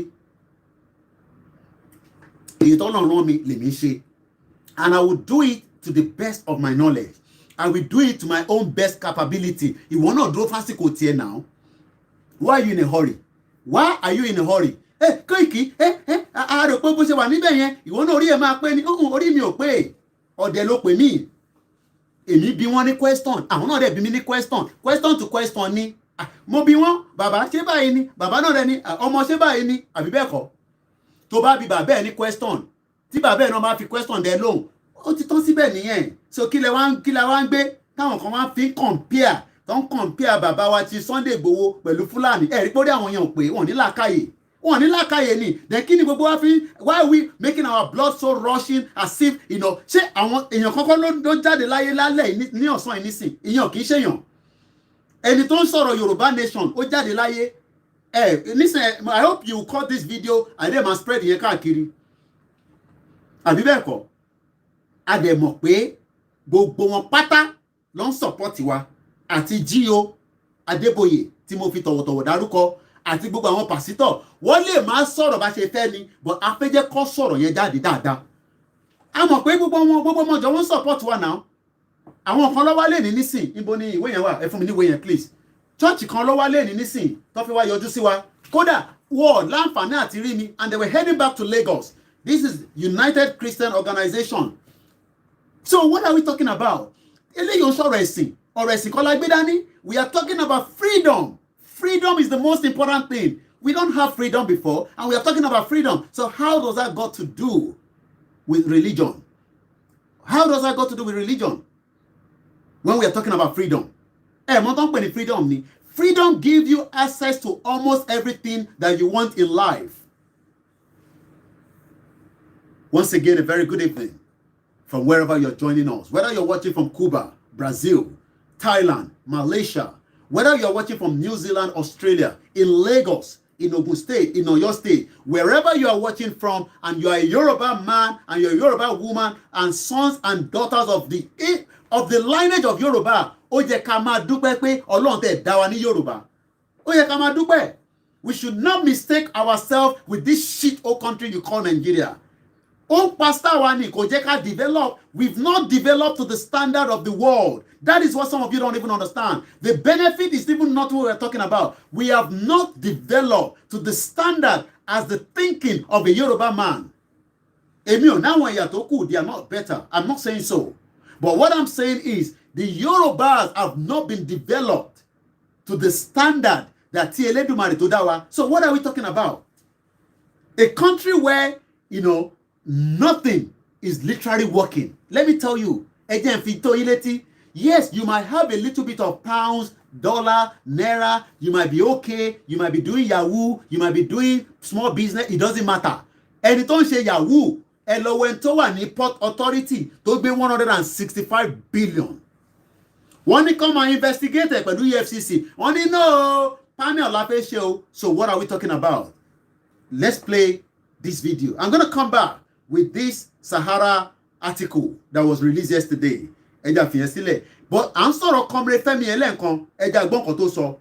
He said this without knowing that ọmọ àmúmọ́lẹ̀. And this is why we are saying that let everybody play their role. Èmi play role tèmi ni. Ó lè má tẹ́ wọ lọ́rùn. Ó lè má tẹ́ lọ́rùn bá ṣe ń play. We are not perfect. Oh yes, we take advice. Oh yes, we're going to work with people. But don't make it look like Chief Sunday ti ń sọ̀rọ̀ jù, ẹ má jẹ́ kó sọ̀rọ̀ jù, shut up. Ṣé Gumi ni kí lọ máa pè kó wá sọ̀rọ̀ ni? Ṣé Gumi ni kí máa lọ pè àbí kí máa lọ pè federal government? Ọ̀rọ̀ tó ń sọ òun gangan ló ń jẹ́ pé ó ń fi àwọn èèyàn ní ọkàn balẹ̀. Ó sọnù ní o, ó ṣe kíní kan ní làláì. Ó dúró dangbedán. Èèyàn ní Fúlàní dáhùn dúró lórí ilẹ̀ wa. Ẹ̀rí yẹn sọ. Àwọn alábòsí. Ó ní Fúlàní dáhùn dúró. Fúlàní dá dúró nínú mọ́tò ẹ̀ tó ń bọ̀. Fúlàní dá dúró nínú mọ́tò tó ń bọ̀. Nobody talked about that. Ó ní wọ́n mú àwọn ọmọ wa tó ń ṣe Yahoo. Àbí bẹ́ẹ̀ kọ́? Ẹ sọ̀rọ̀ nípa yẹn. But èyí tó ń ṣe bigger Yahoo tó wà nínú senator yín, tó wà nínú House of Rep, tó jẹ́ governor, tó jẹ́ politician, past and present. Àwọn 419. Ẹ̀yin ẹmọ tí Babangida jẹ nílùú yìí ni. Abdulsalam Abubakar olè ẹgbọ́n kan tí ìyàwó Abíọ́lá sọ ó ní tí wọ́n bá ń sọ pé ẹni tó jẹ́ bàbá bàráwò bàbá 419 not the penny Yahoo tẹ́ ẹ̀ rí nísìn àá máa mú Abdulsalam Abubakar olè gidi ní bàbá yẹn ọmọ àlè gidi olè 419 gidi ni kódà his name was mentioned at the parliament in UK when they said that it took half ṣé òun tẹ̀ ní wọ́n sàbí Gowon. Wọ́n ní Gowon took half of the Central Bank of Nigeria. Àwọn boys wa, àwọn ọmọ kékèké. Oh yes, I don't condone what they are doing, but how can you compare them with the 419 politicians that have stolen every penny out of this shit old country? Ẹ̀yẹ́ mọ etí Abacha jí ni, ẹ̀yẹ́ mọ etí tó wà lọ́wọ́ àwọn ọmọ Abacha ni. Wọ́n wá mú ọmọ kan tó wà ní ìsàlẹ̀ Èkó tó rọra ń yẹ ọmọ mi ọmọ bó ṣe ń lọ. Ọmọ tó kọ̀ọ̀rọ̀ fọwọ́ tó ń pọ̀ ọ́dà. Ẹ wá gbé yẹn compare ọmọ Hausa tó jí owó gidi ẹ̀yin rí ọmọ Hausa tó ń fọlẹ̀ ní London ni ẹ̀yin rí ọmọ Hausa tó ń fọlẹ̀ ní America àwọn ọmọ tó wá ń pawọ́dà àwọn yẹn lọ́mọ wá gbé ǹjẹ́ yìí gbọ́ pé wọ́n gbé ọmọ Hausa kankan ní north wọ́n ti bọ́dà wa nísàlẹ̀ tí kò bá ń ṣe pé orí wọ̀ pé ní gẹ́gẹ́ bí ọmọ Yorùbá wọ́n ti bọ́dà wa nísàlẹ̀ tí Sunday Igboho ní òun máa ṣí bọ́dà yẹn ẹlòmíì ní ó fẹ́ lọ ṣí bọ́dà ó wá ní òun bọ̀ wọ́n dáhùn dúró ẹ̀rí yẹn sọ sí pariwo lórí yẹn pé lórí ilẹ̀ wa wọ́n ń lọ sínú ọjà DSS ó lọ sínú ọjà àwọn ìyá tó ti ra ráìsì sínú shop wọ́n lọ ń bọ́stẹ̀ kódà èyí tó wà lórí iná gan wọ́n ń gbé kúrò sọ̀rọ̀ sí yẹn ẹ̀rí yẹn sọ sí ẹ̀rù kó máa sọ wá ni a ṣẹ̀ṣẹ̀ mẹ́yẹ bọ̀ lápò ni mo sọ fún yín ní last year ó máa gbóná níyẹ̀ yìí ó máa yọ eruku níyẹ̀ yìí kò ń ṣe mi ni mò ń sọ̀rọ̀, kò ń ṣe Chief Sunday ló ń sọ̀rọ̀, àwọn onílẹ̀, àwọn tó nílẹ̀ gangan ti dé, wọ́n náà fẹ́ gbalẹ̀ wọn sẹ́, by fire by force, by fire by force. We have billionaires that have stolen the wealth in Southeast. Wọ́n gbé epo àwọn ọmọlẹ̀ Igbo, wọ́n sọ̀rọ̀ àwọn di billionaire, wọ́n ra private jet, wọ́n ra private plane. Ríyan sọ sí. Go to the Southeast and see the damage. And Igbo no fẹ́ dá dúró. Ẹlòmíníà Koiki àbí Biafra, let's shut up your mouth. Biafra ò fẹ́ freedom. Olùkọ́ nìkan la fẹ́ freedom. Ìgbowó òòṣà, Ìgbowó òòṣà, Ìgbowó òòṣà. Orí ò bá fún ẹ, kó máa fún ẹ pa ni. I know some of you, are so, any little thing he says, I like Baba yẹn. Koiki, I love Igboho, but anybody says hey, shut up your mouth. Stop being hypocrite. How can you say you like him, you enjoy him, but you are not, that means, Montonse. You think you are not deceiving me? Èmi ò deceive ara mi nísìn, èmi mọ bí tèmi ń lọ. Èmi mọ bí tèmi ń lọ. Ẹ̀yin púpọ̀ nínú yín ni ẹ mọ bí tẹ́ ń lọ. And we are not going to beg anybody to join the Yoruba nation. It is entirely up to you, whether you believe in it or not. Àwọn òní ṣépè fún wọn, tó bá wù wọ́n kó join, tó bá wù wọ́n kó má join. Ìgbà táwọn tó ń fa sùúrùtù ní UK, a máa lọ, ní lọ, everybody listen to Suki. Everybody has come back to normal. So it's just the same way. And let me say this again. Bó bá wù United Nations, kó break wa. Tó bá wù Britain, kó break wa. Tásìkò bá tó, àwọn onílẹ̀ wá break gbogbo ẹ̀ dànù. You think Nigeria is bigger to be breakaway? Even when USSR was break, they thought it was never going to happen. 1991. Once again, a very good evening and welcome to our late night show. Let's hear what Comrade Femi said. Never knew he was going to be arrested. This is his voice that you're going to be listening to now. Yoruba nation, àwọn adúpẹ́ lọ́wọ́ Ọlọ́run fún àǹfààní tí ó fún wa ní àsìkò yìí láti jẹ́ ọmọ bíbí ilẹ̀ Yorùbá àti wá jẹ́ ọmọ ọkọ Oòduà láti ṣe ọmọ àlè nínú gbogbo gúrúùpù pátápátá Ọlọ́run fún wa lórí ọ̀fẹ́ láti dá yàtọ̀ ní gbogbo gúrúùpù pátápátá. Àwa ní ọmọ ọkọ Oòduà tí a yàtọ̀ nílé tí oko. Àdẹ̀dúpẹ́ lọ́wọ́ àwọn ìyá wa bàbá wa ní diaspora pátápátá tí wọ́n ràn wá lọ́wọ́ fún support láti gba ilẹ̀ òmìnira ilẹ̀ Oòduà Yorùbá nation. Àwọn padà sí Nàìjíríà mọ̀. Nàìjíríà ti sú wa. Àwọn ti rẹ́dì láti kúrò ní ọ̀dà Nàìjíríà. Àwọn rẹ́dì láti dá dúró. Ìyàtọ̀ fi jẹ wọ́n ti tó. Àwọn ìyàwó òde lọ́sọ̀gbọ̀. Àwọn bàbá wọn òde lọ́sọ̀gbọ̀. Bàbá ògbó wọ́n fi gbogbo màálù wọn fi jẹ́ pàdé. Ẹjọ́ àwọn náà fẹ́ òmìnira tuntun. Afẹ́ òmìnira tuntun. That was his voice on the day he was arrested. He never knew he was going to be arrested. He never knew he was going to be arrested when he was making that video. It shows that we have millions of people like that across the Yoruba land. Wọ́n pọ̀ káàkiri bẹ́ẹ̀. Ìgbòho pọ̀ káàkiri. Ẹ rò pé Ìgbòho nìkan ló wà ní. We have millions of Igboho that are ready to defend the land. But one thing we're going to do is, oh yes, I want it because no, nígbà tá à ń ṣọmọta now. Then area boys. Area boys ni wá ni. We are not area boys. We will go according to the line. Some of you say we talk too much. Action lẹ́fẹ̀ẹ́. Action ti bẹ̀rẹ̀ tipẹ́. Go and review from January when Chief Sunday Igboho went to Ibarapa. That was the biggest action you can ever think of. Somebody have lived there for over 3 decades and Chief Sunday Igboho removed him in under 7 days. Nigeria. But do you know what?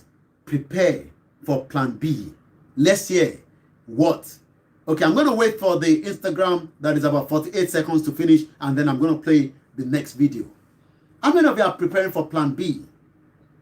Pastor Paul Adefarasi has spoken again.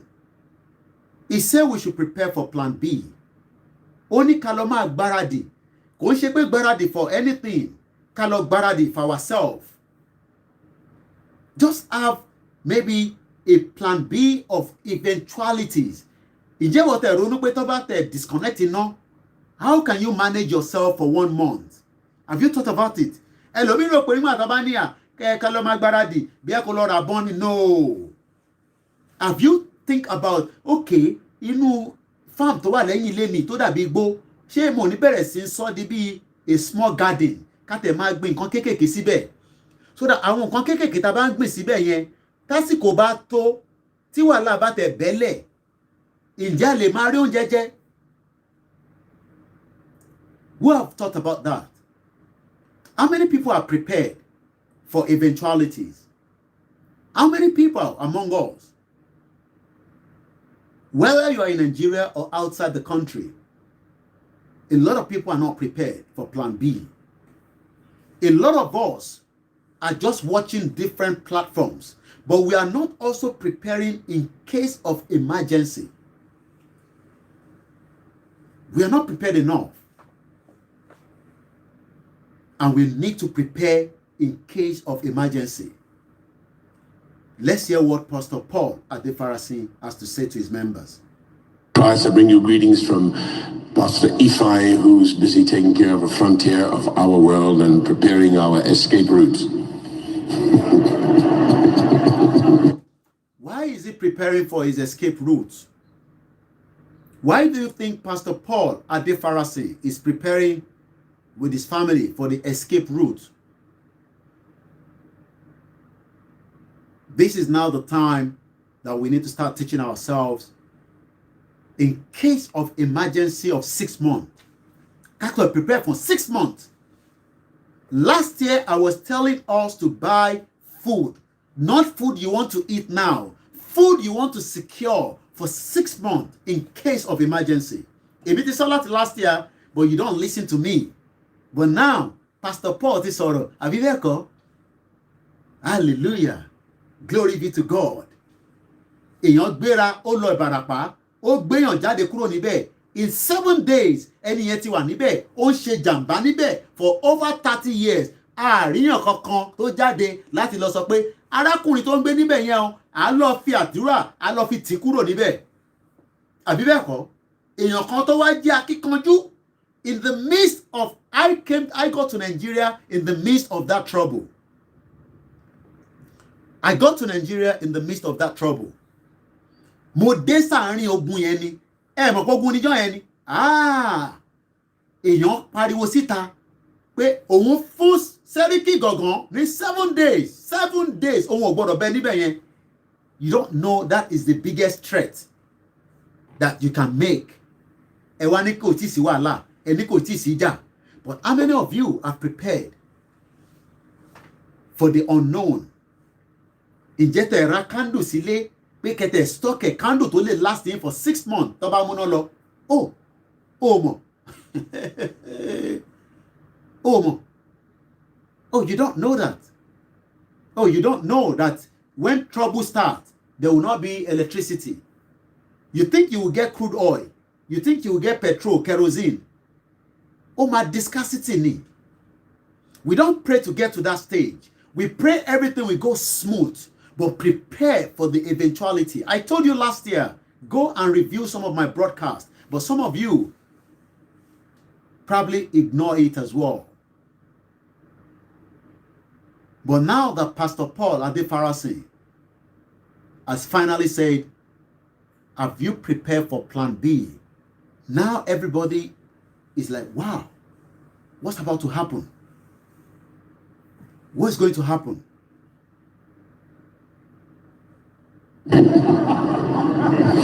If you don't... You can see the members of his church think it's a joke. They are laughing. He was talking about he's preparing for plan B, and the members of the church are just laughing. They are laughing as if it's nothing. Just like some of you are taking these self-determination as nothing. Some of you believe that it's never going to happen. Some of you are doing like this to us. Oh, Riwon, ara ile e, today. Some of you are criticizing. Some of you are trying to buy yourself out one way or the other. Some of you wants to use these to engage with the corrupt politicians. Some of you think that you can become a millionaire. And it's not literally some of us talking. Even some of you behind the camera. Mo Koiki dada. Mo Koiki lens. Mo dada. Igbowo. Mo dada now. Mo tí mo lè mú fún wọn. Ṣé Sister Dara ni? Mo tí mo lè mú fún wọn. Ṣé màmá mi tẹ́ni blog ni? Mo tí mo lè fún yín. Ṣé Lady K ni? Mo tí mo lè fún yín. Ṣé Gbẹ̀du ni? Ṣé Heritage ni? I saw my brother talking, before I came on air. David Hamilton. Ṣé Mama Werelu ni? You are thinking that you want to bring us down, but you are not understanding the consequence of what might happen to you. You want to be paid off. How much? How much are you thinking you'll be paid off to bring down Yoruba nation? The self-determination. What gives you that thinking?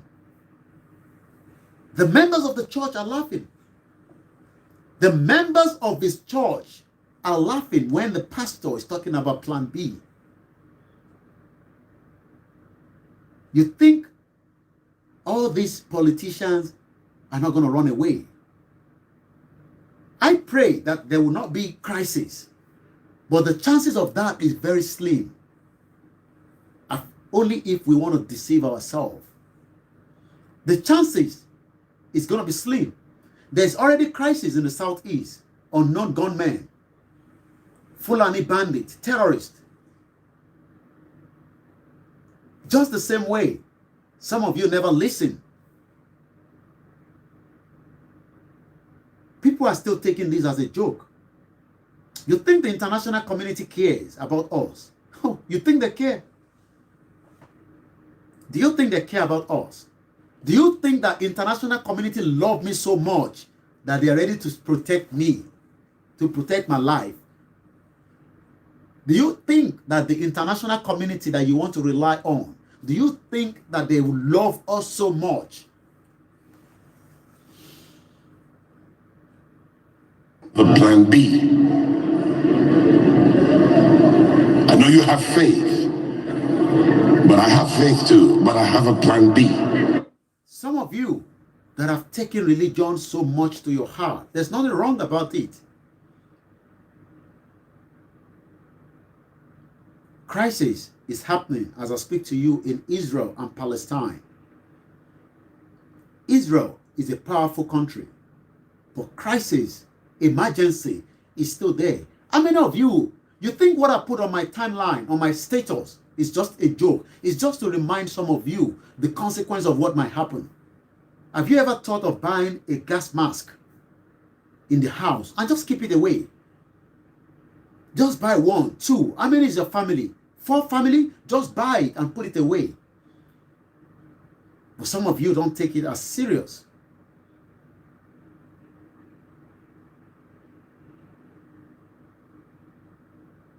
Just like the members of his church are taking this as a joke.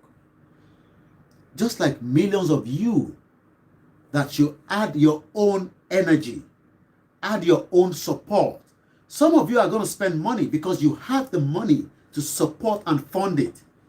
Some of us, we do the legwork. Some of us will be the strategic. Some of us will be the planners. I cannot do everything. I am just playing my role. And I'm not the one in charge of the architect of the Yoruba nation. We have people that have been talking about it for decades. George Akinola has been on it. Makanjuola has been on it.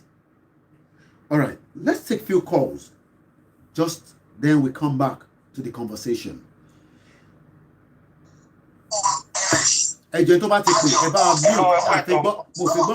mo fi gbọ́ background. Ẹ kú ètò ẹ má bínú. Ṣé rí ọ̀rọ̀ tó ń ṣẹlẹ̀ yìí tí ó bá wù wọ́n àwọn tí Paul Adéyẹpẹ Faransé ń bá sọ̀rọ̀ àti gbogbo àwọn tó kù kọ́ máa fi ṣeré. But I want to talk something on gbogbo àwọn tó ń raise eyebrow lórí ọ̀rọ̀ tí Sunday Igboho sọ. Olóyè Sunday Igboho bu Adébóyè, and let Adébóyè go and repent. Now, òun ní kọ́kọ́ kí ibi tó ń bọ̀ bá gbogbo wọn ó máa ju eléyìí tó ṣẹlẹ̀ lọ. Gbogbo àwọn tó ń pariwo kiri they are all bastard. Àfàwọn tó bá ronú in the right direction. And mo dẹ̀ ti sọ fún Maureen mo ti inbox ẹ̀ olórí burúkú èèyàn ni. She is a useless woman. Hello, ẹ jẹ́ kí n sọ̀rọ̀. Ebi ò ń ṣẹ́nu pọ̀ táyì tá a wà yìí we must talk. This is a war. Gbogbo àwọn tó bá fẹ́ get stumbling block we have to put them aside. And mo dẹ̀ bá pé bàbá kan jọ sí central post tó fẹ́ ṣe kíá olóyè Sunday Igboho lè máa dá ogbó ẹ̀rí kan ṣe. We should start contributing. Àwọn àtàbá ń fẹ́ a mọ̀ pé ó ti ṣe ṣùgbọ́n gbogbo àwọn tí a mọ̀ bí tí gbogbo ìranù yìí ṣùgbọ́n àṣírí gbogbo wọn máa ṣe. That's what I just want to say. Thank you. I'll open the phone line just for maybe 1 hour and then we'll continue with the program. If you know the number, you start calling. I don't want to hear any other noise at the background. We are at war already. It's going to cost us a lot of money. We pray it doesn't cost a lot of lives. It's going to cost us a lot of thinking, strategic. Some of you always say, Afi Baba Basoro, get the flight ticket and fly down to Nigeria. We are at war already. And we need everybody on board. If you have the means to make your way down to the shithole country and support it, do so now before it is too late. Don't leave it to us alone. If you have to spend money, let us spend the money. Plus 4475 94050 is the number. Some of us are not taking these serious. A very good evening and welcome.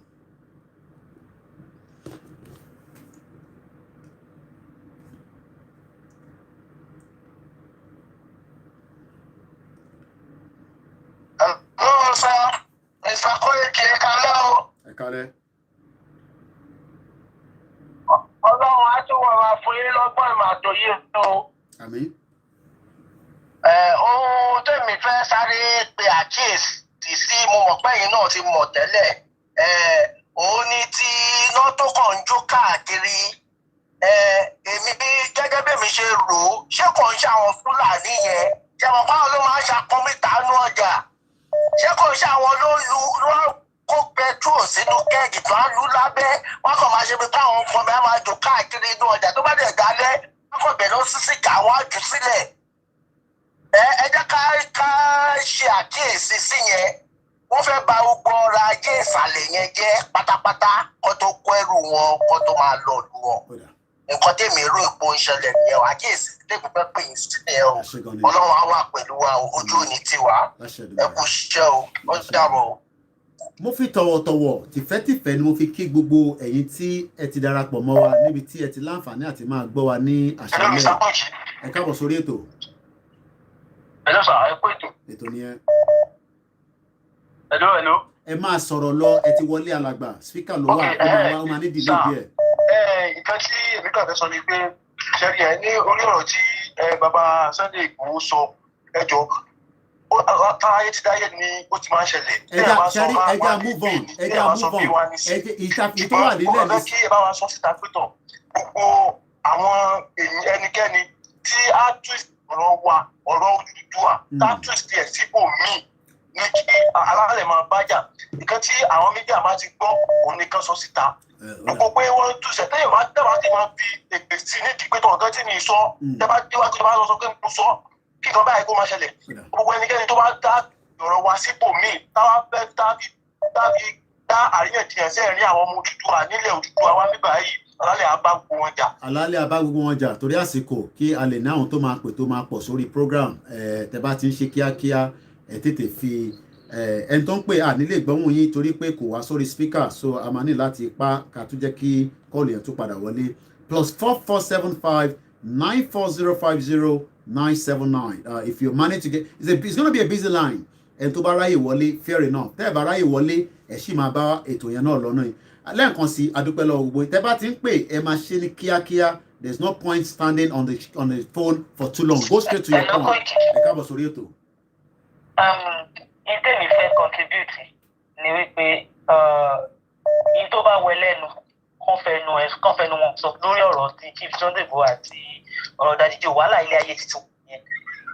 Ibi tọ́rọ̀ dé nísìnyí gbogbo àwọn tó bá ń gbọ́ mi nílẹ̀ káàárọ̀ oòjíire tó bá fẹ́ kán gbọ́ tó bá fẹ́ kán má gbọ́ ogun ti wọlé. Amẹ́ríkà bíbá tí mo wà màá máa pariwo fáwọn èèyàn wọn á tún máa bi mí pé kí ló ń ṣẹlẹ̀ màá ní ṣe bẹ́ẹ̀ tí ìgbọ́ ni tó bá yá gbogbo aláwókú lẹ́bí sílé tó bá yá oníkálukú á gbọ́. Gbogbo ẹni tó bá ń gbọ́ lórí tó bá ń gbọ́ ètò lórí program lálẹ́ ogun ti wọlé ogun ti surround wa nílẹ̀ Yorùbá kóníkálukú múra ẹ̀yin ọmọkùnrin ẹ jáde owó tó bá yẹ owó tẹ́ bá ń dá ní church tẹ́ ń dá ní offering ẹ lọ kó papọ̀ kẹ́ ẹ lọ fi tọ́jú ara yín kẹ́ ẹ gbáradì èmi ti sọ fáwọn tèmi tó bá wù wọ́n kán gbọ́ tó bá wù wọ́n kán má gbogbo ọmọ káàárẹ̀ oòjíire ẹ múra ẹ dira yín ẹ jáde bí ọmọkùnrin ẹ jáde tán ẹ dìde ó dàbọ̀.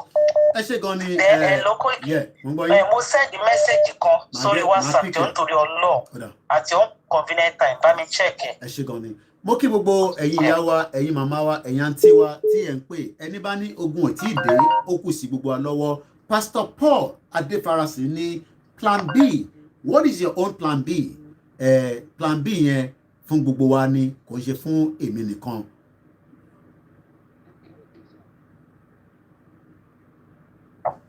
ẹ kú ètò sà. gbóhùn sókè. Yes sà. Nǹkan tí èmi fẹ́ dá sí orúkọ tèmi ní Saheed Akínwọlé Àjàní tí gbogbo èèyàn mọ̀ sí Saheed Ọmọbọ́tà. Nǹkan tí èmi fẹ́ kí àwọn èèyàn wa kí wọ́n nílẹ̀ mi ni wípé níbi tí ọ̀rọ̀ Yorùbá agitation kí ó dé yìí ẹni tó bá fẹ́ tẹ̀lé wa kó tẹ̀lé wa tọkàntara kó má la ìtàn. Then mo fẹ́ kí gbogbo wa mọ̀ wípé nǹkan tí a fẹ́ gbà yìí ojú lásán kò lè gba ọmọ lọ́wọ́ èkùrọ́ o. God bless. ẹ ṣé gan ni bàbá wa tí wọ́n pè tán Saheed bàbá wa náà lòun náà jẹ́ nínú ìjàngbara yìí kò ń ṣe èèyàn kan ló ń jàǹjàgbara gbogbo àná lájọ ń jà àti ìyá wa àtọbìnrin àtọmọdé ẹ káàbọ̀ sórí ètò màmá wa.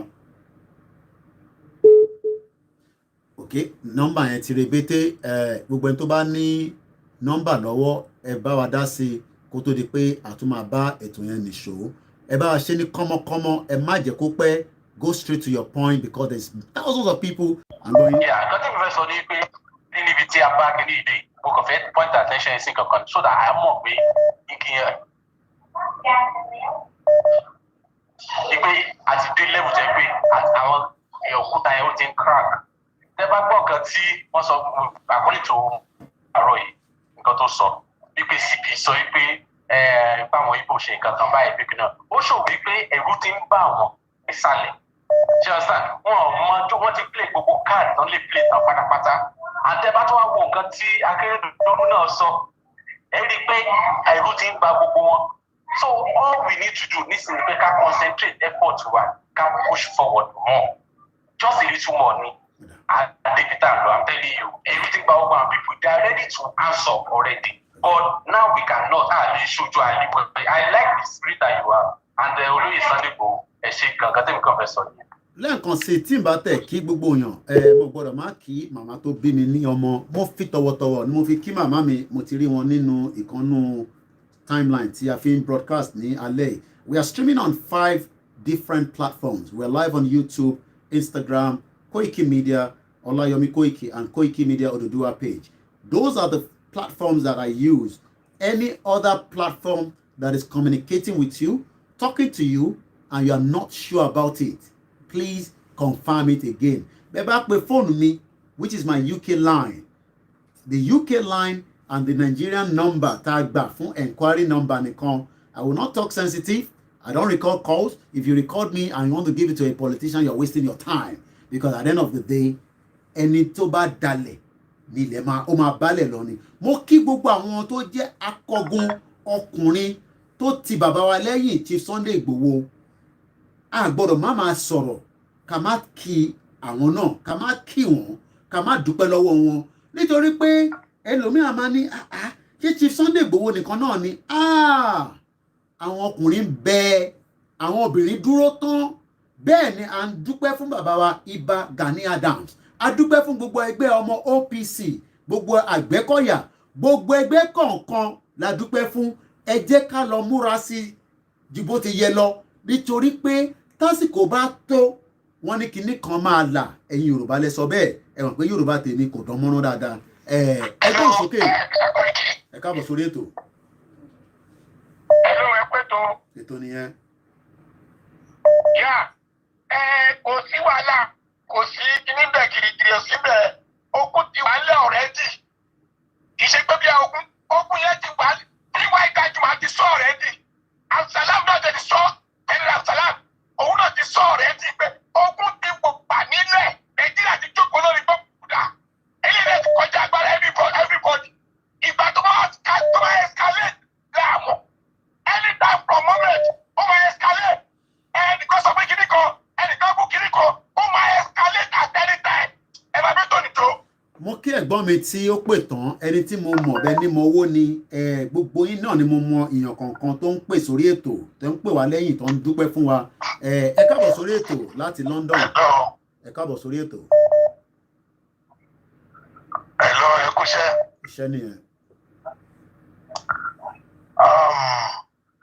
Program yìí mi fẹ́ dá sí tẹ́lẹ̀ ṣùgbọ́n at this point mo rí pé everybody kó tó bá wọn anybody kó sàn kó tó bá wọn anybody kó ṣe anybody tó bá jẹ́ ọmọ Yorùbá tí ó bá support kọ́ọ̀sì orí ò pé wọ́n ń ṣe èrè pàápàá because nǹkan tó ń jà fún yìí tí politician bá ń jà fún nǹkan ó ń jà fún àpò ara ẹni ẹni tó bá ń ja ìjà àjàgbara fún orílẹ̀-èdè ó ń jà fún politician àtẹ̀yàn dáadáa àtẹ̀yàn gbogbo àwọn tó ń against kìíní ìtàn ẹ wà nínú ibì kan ẹ ń gbébẹ̀ ẹ sí bẹ́ẹ̀ bí wà ń bẹ̀ ibẹ̀ ni wọ́n lárí yín mọ́lẹ̀ sí náà forí sọlẹ̀ sí àyùbá náà ṣe pé kó má ẹ tó sọ pé kó má bọ̀ sí ẹ wọ́n síwìn gbogbo ọmọ Yorùbá tí ò bá wà nínú rí pé orí wọn ò pé rárá ni because tó bá gbà náà ibẹ̀ lè máa wà tó bá gbà náà bẹ́ẹ̀ sí bẹ́ẹ̀ ẹbí wà ń bẹ̀ ẹ̀yin náà gbà fún ẹfẹ́ ẹ̀kọ́ àjọ níní wọ́n ń ṣe èrè nǹkan tó fẹ́ sọ nìyẹn. Ẹ ṣé gan ni ẹ̀gbọ́n mi tí wọ́n pè lẹ́ẹ̀kan sí mo dúpẹ́ fún gbogbo àwọn tó ń jàjà yìí ẹni òmíì ó kàn fi comment ó fi ń jàjà yẹn kò ní ju agbára yẹn lọ ẹlòmíì ó ń fi owó jàjà yẹn ẹlòmíì ń fi call ó fi ń pe different platforms. I think we lost all the broadcasts simultaneously and then we will start again. Your account has been blocked from the Facebook. It shows that we are really being attacked. Okay, to protect your profile is not visible to people on Facebook and you can't use your account. We will take you through some steps to unlock your account. So that tells you, that the message is hitting them hard. That is the message that I've just, let me show you. I'm sure maybe people will have to get through to the other side of the other broadcast. We're still live, I guess, on Yomi Koiki and on YouTube. But I can tell you that the broadcast has been brought down by, and then we will not end the broadcast here because on the other platforms and we're live on YouTube as well. Emma, mute the background. Emma, mute the background. Very, very important. Go ahead. I really appreciate gbogbo iṣẹ́ yín Ọlọ́run adébáwá dúró tì yín pẹ̀lú ẹ̀yin àti bàbá wa ṣe Sunday Igboho lórí ọ̀rọ̀ owó tó ń dá padà èmi gẹ́gẹ́ bẹ́ẹ̀ nìkan tí mò ń pè yìí ọmọ ibùdó sista mọ̀rin ọmọ ìkálẹ̀ ní mi fúnra mi àná ó dẹ̀ ti wá lójú fún pé ó lè wà ń bẹ̀ kí nǹkan máa bàjẹ́ torí èmi ò rí lè gbogbo nǹkan tí wọ́n ṣe yẹn ó dùn mí ó dẹ̀ dùn àwọn àtàwà ní ìkálẹ̀ tó bí because it's from ìkálẹ̀ and nǹkan tó dẹ̀ ń ṣe àwa ò support yẹn tinú ẹ̀ ló ń ṣe o Ọlọ́run abá dúró tí bàbá Sunday Igboho ilẹ̀ Yorùbá ò dẹ̀ ní bàjẹ́. Ẹ ṣé gan ni. Facebook wants me to confirm my account, which is what I'm. Just bear with me. You can see that things can get very heat quickly.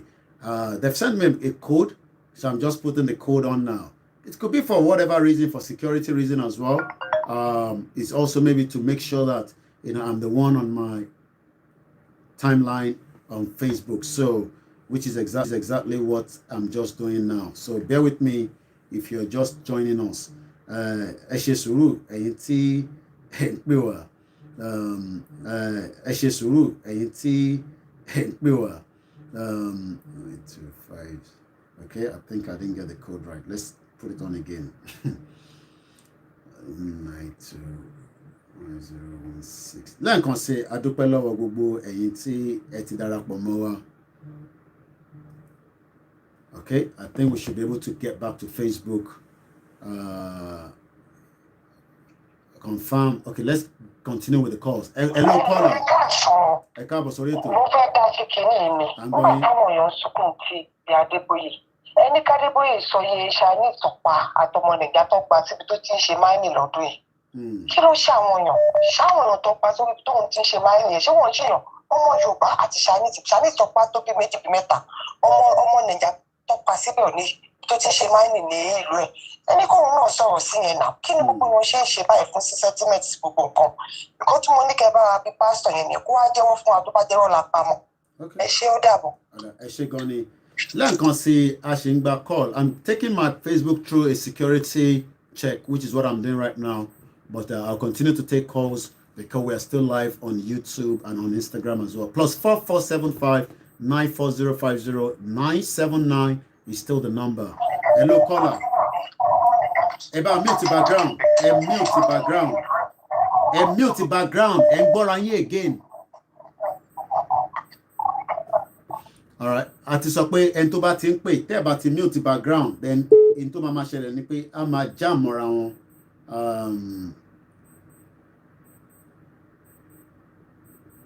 Once again, a very good evening and welcome to our late night broadcast coming live to you this evening. Ẹ káàbọ̀ sórí ètò. Ẹ káàbọ̀ sórí ètò à ń dá yín lóhùn. Yes sir. Sẹ́ẹ̀rí kíní kan làwọn fẹ́ ni mo fẹ́ sọ lórí ètò yìí. Ó jẹ́ nǹkan tó jẹ́ pé ń do gbogbo wa náà nù. Àmì ìpìlì mi fẹ́ ṣe lórí prógráàmù yìí pé gidi. Fún gbogbo àwọn tí a bá ní ká mọ̀ gba Yorùbá nìsan yìí, wọ́n mọ̀ wọkọ̀ dààmú lọ lúfòrò ni. Ayé wọn mọ̀ bàjẹ́ ni ìjà àfà, ìjẹ́ wòlíì, ìjẹ́ pásítọ̀, ìjọkùnrin, ìjọbìn, wọ́n mọ̀ sórí burúkú ni.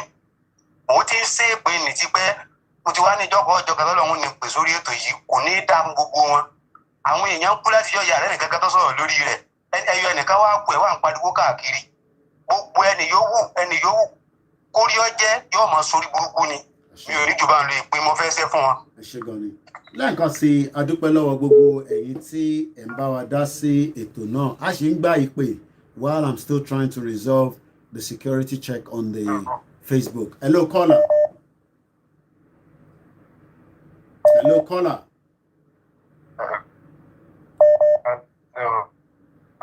Line yẹn bad gan so ọ̀yà ń gbọ́ yín nísìnyí. Mi níjà láì fi ẹnu kiri bá bí ọ̀rọ̀ tó ń sọ̀rọ̀ ìgbésí ṣe Sunday Igboho. Èmi náà ti kẹ́kọ̀ọ́ fún wọn náà lórí platform. Bẹ̀tí mo fẹ́ jẹ́ ká mọ̀ pé ó dàbí àwọn tó ń wo football match, tó ń wo Messi, tó ń wo Ronaldo, tó ń dẹ̀ ń rí mistake wọn pé mistake Messi ni mistake Ronaldo. Àwọn dẹ̀ ní arọ dẹ̀ ni wọ́n. Gbogbo àwọn tó ń wo bọ́ọ̀lù arọ ni wọ́n, ṣùgbọ́n wọ́n máa ń rí mistake Messi àti Ronaldo. Bẹ́ẹ̀ ló ti rí, ẹ máa bínú sí yẹn, ẹ máa tẹ̀síwájú. Ìyẹn jẹ́ kan. Ìkejì, fún plan B tá à ń sọ yẹn, ó yẹ ká máa kéde ẹ̀ fún wọn. Ìgbà tó ọkọ̀ Noah tó fẹ́ gbéra, wọ́n ṣe kìlọ̀ fún àwọn kan ni wọ́n kéde fún wọn. Alhaji Saudi ló ń sọ̀rọ̀ láti Ondo State. Gbogbo àwọn tó bá ń wà lórí program àmì tó ń jẹ́ bẹ́ẹ̀. Ìgbà tó ogun Cairo ṣẹlẹ̀ àwà ń bẹ̀ tó fẹ́ lé Mubarak kó ní gọ́ọ̀mẹ̀ntì wà ń bẹ̀. Iná nìkan ni ò lọ ní gọ́ọ̀mẹ̀ntì nínú ìlú yẹn. Gbogbo nǹkan náà gọ́ọ̀mẹ̀ntì tó ń withdraw. Láńfóònù, mobile phone, internet, anything. Iná nìkan ni ò lọ. Àwọn èèyàn dẹ̀ ń jáde máa ń continue pẹ̀lú gbogbo effort wọn. Wọ́n ṣe mí, wọ́n dẹ̀ rí ṣe. Náà ni wọ́n sọ fún wọn sí pé plan B tó wà ńlẹ̀ yìí ẹ jẹ́ kẹ́kẹ́ oúnjẹ àbí kó múra lẹ̀. Ó máa ṣẹlẹ̀ dandan, ogun ti wà ní Nàìjíríà, ó máa ṣẹlẹ̀. Ẹni tó wù kó bá gbọ́ wọ́n máa dàbí àgbà Noah náà ni. Wọ́n máa ṣègbè dànù. Wọ́n gbọ́ wọ́n máa ṣègbè dànù. Àwọn politician rẹ̀ ní kò sí escape fún wọn o. Gbogbo ló máa go down lágbára Ọlọ́run. Ẹ̀yin ṣiṣẹ́ gidi kò sí ayé ògbà wá ni. Èmi tí mo ń sọ̀rọ̀ yìí gan ó dàbí kí n máa wà lórí ìjókòó mi tó wà ẹ̀wọ̀n kò yìí. Mo lè ṣe ju tẹ́lẹ̀ tó ń ṣe gan bẹ́ẹ̀ kí n tó wà lóhùn ká mẹ́kí máa ṣe. Èmi gan lè ju tiẹ̀. Ẹ̀wọ́ àwọn kan ti sọ pé dádìkà ti mi gan ju tiẹ̀ òun ló ṣe ní mí. Yes, iṣẹ́ lẹ̀ ń ṣe Ọlọ́run àdẹ̀ fún yín ṣe Ọlọ́run àdẹ̀ dúró tì yín. Àṣẹ o. Ẹ ṣé gan ni. mo dúpẹ́ lọ́wọ́ bàbá wa tó pè tán ẹni tó bá sì fi láǹfààní àṣìǹgbà call while I'm still saving, going through a security update on my Facebook +4475 94050 Once again, a very good evening and welcome, to the update as we continue. You have now unlocked your account. Okay, I think we are back, onto the Facebook. So let's see if we can get back to the other platform as quickly as possible. It shows that, the conversation sometimes get very heat. Let's go now straight to the next caller. Hello, caller. Tẹ́ bá ń gbọ́ra yín ẹ máa wà delay ẹ bá mute background láti sọ láti ìgbà tẹ́ bá ti ń gbọ́ call ẹ bá mute background. Hello Koiki. À ń gbọ́ yín. Ẹ kálẹ́ orúkọ tèmi ni Yusuf Ajayi láti New York. Ẹ kú iṣẹ́ takuntakun. Mo fẹ́ kí a mọ̀ pé ogun tó dé Ọlọ́run kó ṣẹ́gun fún wa. Ìmọ̀ràn tèmi fẹ́ gba gbogbo ọmọ Yorùbá òun náà ni pé kí a dá vigilante lẹ̀ ní street, ní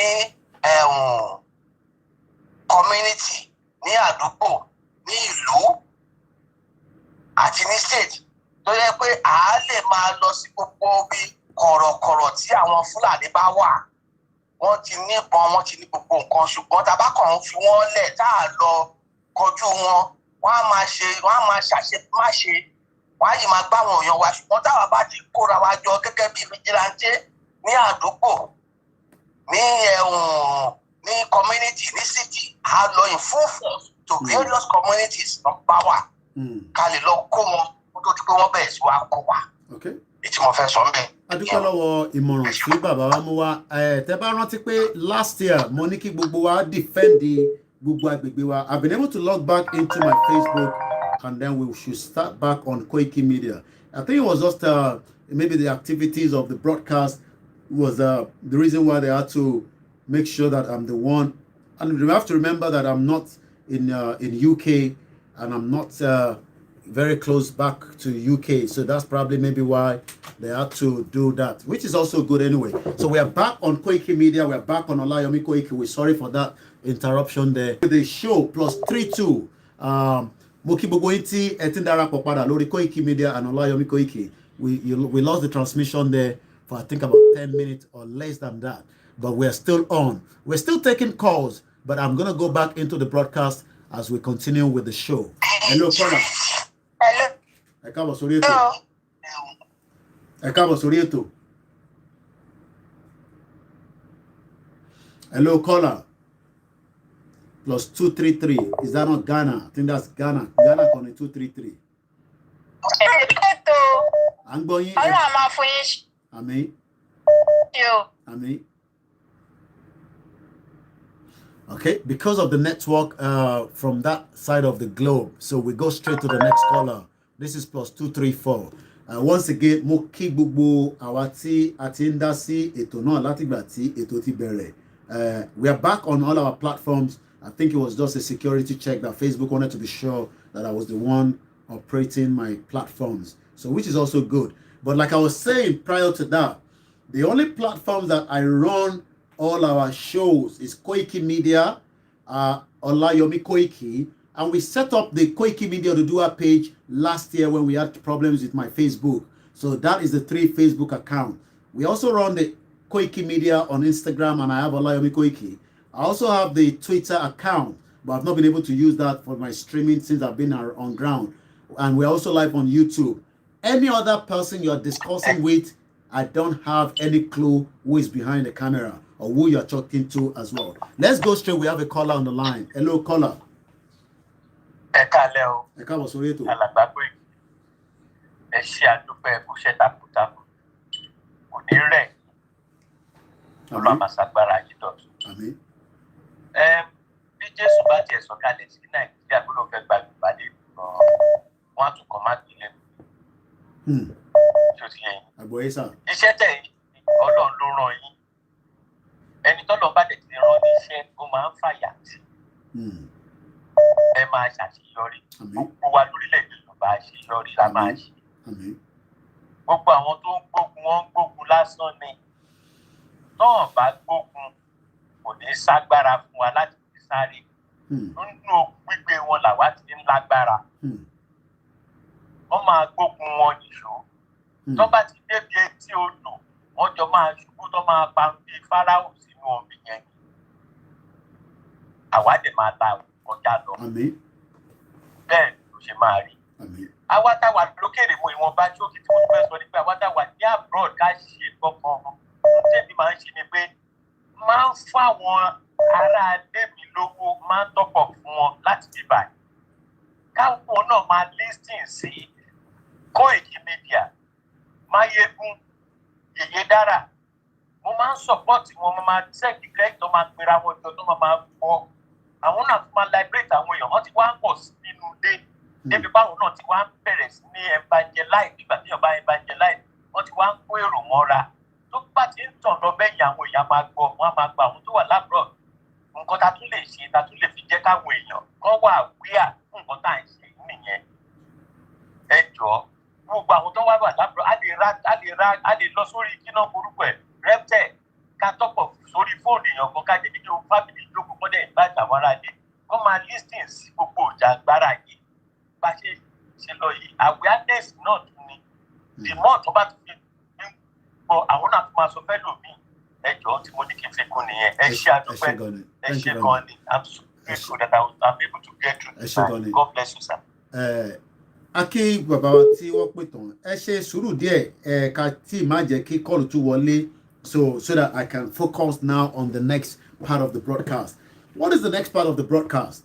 A lot of people have asked, how are we going to eventually leave Nigeria?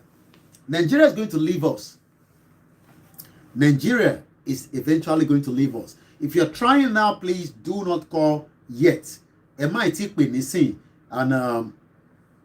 I'll take off the speaker because I need my internet on this phone to look into, okay, because I've already signed out, is now also, I'm not going to take any calls yet.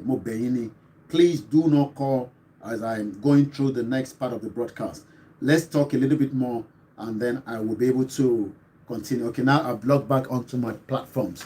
I thought we were locked out, but it wasn't the so.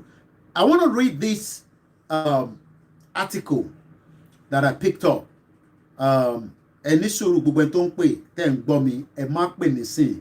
I saw this as well. I say no to the structure. This was on the governor of Oyo State, Seyi Makinde. He said, today we attended the meeting of the southern state governors in Delta State. We discussed various national issues, including security and restructuring. In the view of the inclusions of the armed elders, criminals, and bandits, we resolved to ban open grazing in all of the southern Nigeria. Is there something that we don't know that is playing out now within the system? Could there be something behind the camera or behind the curtain?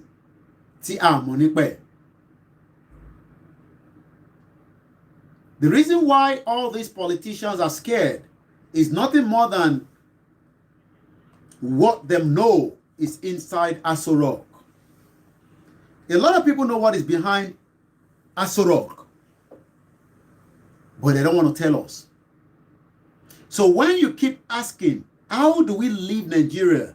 Nigeria will leave us, but we must be prepared to fight to defend the remaining remnant. Who are the remnant?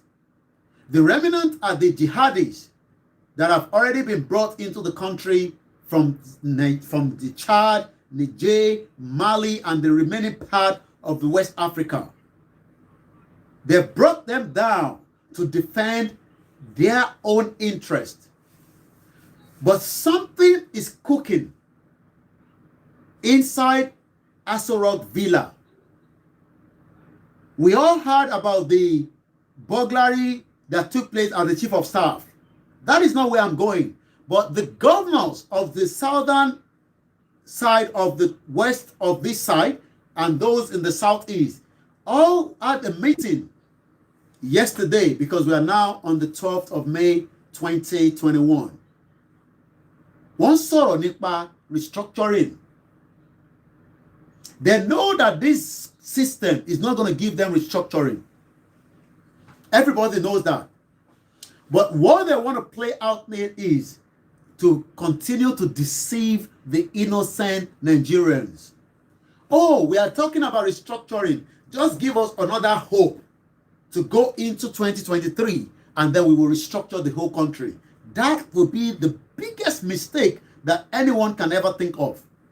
If anybody thinks that you can allow them to go into another election, regardless of your love for each and any one of them, it doesn't matter whether your family, they are your relatives, whether you have passion for APC or PDP, it is too late for restructuring. A country that was not restructured when I was in GSS 2, how do you think they will restructure it 20-something years after? What gives you the hope that Omar restructure Ilui when they don't restructure as far back as 1992, that Iba Gani Adams, before he was the generalism of the Yoruba now, I've been talking about restructuring. We understand the Afenifere still believe that the country can be restructured. That is their own belief. Does not literally mean that we will go in line with that. Because the Fulani Caliphate that you are looking at are very smart. Don't be deceived that the Fulani don't even have people that is also talking to them to make sure they counter what we are talking as well. We have 193 nations on the United Nations Assembly. Some of them have interest in line with the Fulani Caliphate. Oh, you don't know that? Oh, you don't know that? About mute, hello, the noise. Some of you don't even have a clue. So if we are saying that we want to come out of Nigeria and we will now be the 196 under the United Nations, tell me that out of the 195, half of them still want Nigeria to remain one for their own selfish interest. And this is where we need to start thinking. So it is not about Ekosomi in Nigeria, Ekosino. That is the reason why we don't want to be part of Nigeria. No, we are talking about a long-term situation that will change the rest of the global community. And we must understand that people want to hold us back. Not the Fulani Caliphate, but they are using the Fulani Caliphate as the frontier on behalf of the people that wants to hold us to ransom. When people like the politicians are still talking about restructuring, where were they some 10 years ago that this country was not restructured? So what is giving them the hope that because they are talking about restructuring, this country will then be restructured? What gives them the hope? What gives them the hope? Kí ló fún wọn ní ìgboyà pé in táwọn náà wà nínú system yẹn for a very long time? People like Seyi Makinde has been in the system. Now. He has been in Nigeria for so long that this country was not restructured. So what gives him hope as the governor of Oyo State that the country will be restructured? What gives Governor Fayemi hope that the country will be restructured? Or the policy that they are talking about will change the dynamic and make Nigeria a better place? What gives them the hope? What gives the governor of Osun State that hope? What gives them the thinking? But they don't care, because the only thing they will do is after 8 years, they will vanish away and nobody sees them again. And the next person goes and the next person goes. What gives the governor of Lagos State maximum 8 years that he can change the whole structure of Lagos, not to talk of Nigeria? Kí ló fún wọn ní hope yẹn? What is behind that hope for them? So when people like us are saying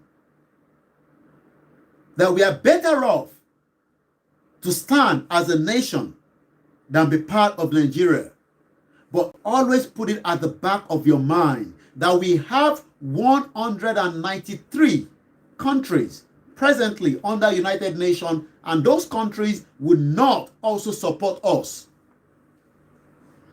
So we must prepare for any eventuality of whatever it could be. Oh yes, we will definitely lobby. We will campaign. We will do everything we are doing now. That might not be enough. But we must continue with the pressure which we are already on at the moment. Let me read these.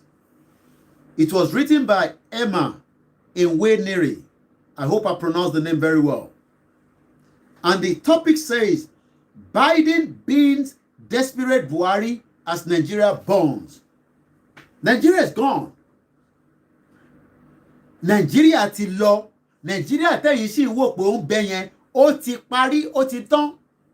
Ẹ sì wo Nigeria torí pé ẹ sì jẹ́ ẹni tó mú bank account Nigeria dání lẹ́yìn wò. Ẹ sì wo Nigeria gẹ́gẹ́ bí ẹni tó mú passport Nigeria dání. Ẹ sì wo Nigeria gẹ́gẹ́ bí ìlú kan tí ẹ bá travel tó bá sọ pé which country are you from? Wàá sọ pé Nigeria, and you think at the back of your mind one day will be one day that country is not going to exist anymore. Nigeria is gone, but the caliphate knows the whole structure is collapsed. One more quick structure yẹn ti tán pátápátá. People like these governors that have been in the system never saw the system work in one day and now talking about restructuring and wants to deceive the gullible Nigerians again. People wants to blow, thinking that they can make money in this country called Nigeria when the whole world or majority of the world does not want us to prosper. They know that the fight that we are engaging now is going to change millions of things as we move into the new direction. And what is the direction? Let me read this again. Biden beans desperate Buhari as Nigeria burns. Over the weekend, respected communist and ex-editorial board chairman of Guardian newspaper, Solana Olu-NC, confirmed a story that was making the rounds in Washington, D.C. newsroom all of last week. It was that the U.S. President, Joe Biden, and his vice, Kamala Harris, were avoiding a Zoom meeting with Nigeria's President Buhari, and the Biden administration had little interest in the series of requests for help by Buhari to deal with the growing insecurity and loss of lives and property in Nigeria. In the words of Olumisi, Buhari could not get a meeting with the Vice President Kamala Harris, let alone Mr. Biden. He could not speak with either official, even by telephone, although both had in March spoken to the leaders of Kenya, Democratic Republic of Congo, and the President of South Africa. The talk in Washington is that Buhari had become dispensable. Let me look for the meaning of dispensable. Let's find the meaning of dispensable. If you're calling, we're not taking calls yet, so please do not call. Dispensable. Let me quickly check the meaning of dispensable. Dispensable. Dispensable. Let me check it out quickly. Once again, a very good evening and welcome to the show. Dispensable. What is the meaning of dispensable? Kidney one quick there. Dispensable. What is the meaning of dispensable? The meaning of dispensable is an adjective capable of being dispensed with or done without, not necessarily or essential, capable of being dispensed or administered. The money is not dispensable at present. Cash machine to fake bowo. That is the layman I want to explain to you. Tobade ibiti ofe fiowo ninu kade where you are living in this shit hole country. Toba tikebo tí kò yọ owó jáde in tán pè ní dispensable nìyẹn. So Buhari is not dispensable. Can a person be dispensable? That is the question here. If someone or something is dispensable, they are not really needed. All these people in the middle are dispensable. So the Buhari that you are still thinking that is in the power tó wà níbẹ̀ yẹn is dispensable according to Joe Biden and Kamala Harris and the United States government. They are dispensable. What dàbí ẹni tí o fẹ́ gbowó lẹ́nu rin o mọ̀ pé tó wá a ní kò yọ owó àbí bẹ́ẹ̀ kẹ́lẹ́ máa ń sọ ìyẹn ara lè bí báyìí a ní kò yọ owó kò yọ owó jáde ìtàn pè níbẹ̀ nìyẹn. So now they are looking at Nigeria kí ló wà níbẹ̀ now gbogbo tó ń tọ́jú pamọ́. This is not Obama regime. This is not Obama regime. This is a different regime. But they are saying that Buhari is dispensable. Nigeria is dispensable. Kò gbowó jáde mọ́. Kò mówó jáde mọ́. Nigeria is a shit hole. Kò gbowó jáde mọ́.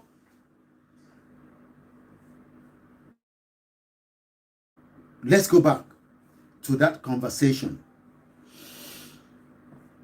I'll take a step back again. It was that the US President Joe Biden and his vice Kamala Harris wọ́n sá fún Buhari wọ́n fẹ́ bá ṣe meeting. Wọ́n yẹra fún Buhari kódà wọ́n fẹ́ tí bá sọ̀rọ̀ fáǹfààní ẹ̀yìn tí ẹ máa ní Yọmí òyìnbó tó ń sọ nínú kinní ẹ̀ ó ti pọ̀ jù. Wọ́n fẹ́ bá Buhari sọ̀rọ̀. So who the hell is in Aso Rock? Who is that mannequin in Aso Rock? So we now have every means to push for this Yoruba nation.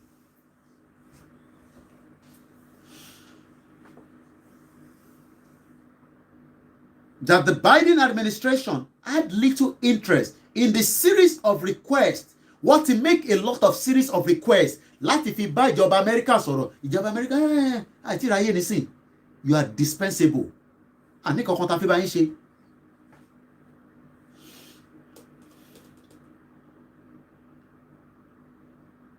For help, ìjọba Buhari, mannequin, ó ń béèrè fún ìrànlọ́wọ́. I think somebody is also explaining something there. Dispensable means to be exempted from an organization. Are we getting to where this country is finally going down? Burn. It's going to burn down completely. We're going to burn down the flag. The whole flag is going to be burnt down. And a new flag will rise. The Biafra will stay. I heard people saying that, Obasanjo, the former president, talked about the minorities. And the minority is not suffering from the dispensable country called Nigeria.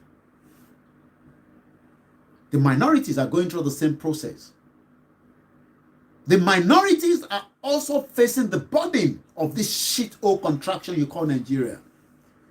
So why is the minority not going to be happy to join a Yoruba nation or the Biafra? So be it. The minority that they're talking about are more than ready to go to another country and claim asylum for a new status. I need to take my cable for one of the phone that is going down with the battery.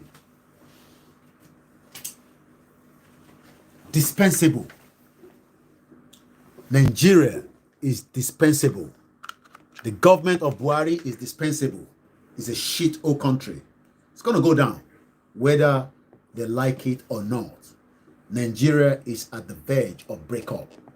I told you last year that we will be part of those that will break up this country.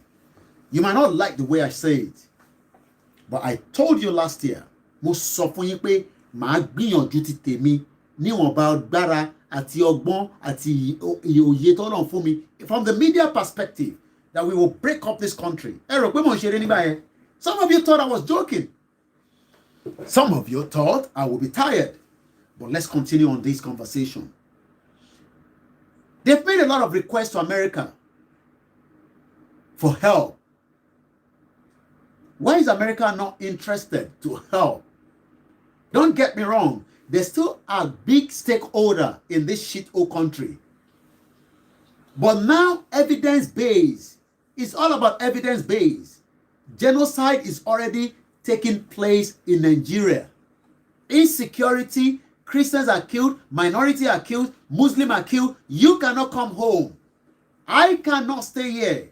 So, why then do you expect American government to have a deaf ears? Even if some of them have vital interest, but they'll be ready now to negotiate with a new nation. And what is the new nation? The Biafra nation, the Oduduwa nation, if you want to call it like that, Oduduwa Republic. It doesn't matter. All that we will resolve at the other side when we eventually get what we want to get. Some of you will then say, how can you get it when Enuyoko? Shut up your mouth. It's nothing like that. Even America still fight themselves in their own Senate house. Let's continue.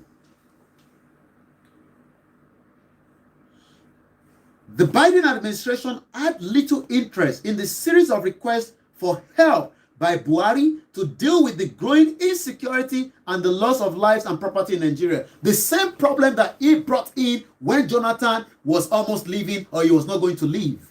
I can see the laugh there. Ṣọ̀pọ̀nà ti fẹ́ sọ̀kalẹ̀, ògùn lákàyé ti fẹ́ dé, irúmọlẹ̀ ń bọ̀. Ẹ rò pé kí níyàn ṣe ṣe ni? Jésù Kristi ti dáhùn gẹ́gẹ́ bí àwọn ti Kristẹni. Ànábì sọ pé ṣé a máa lọ.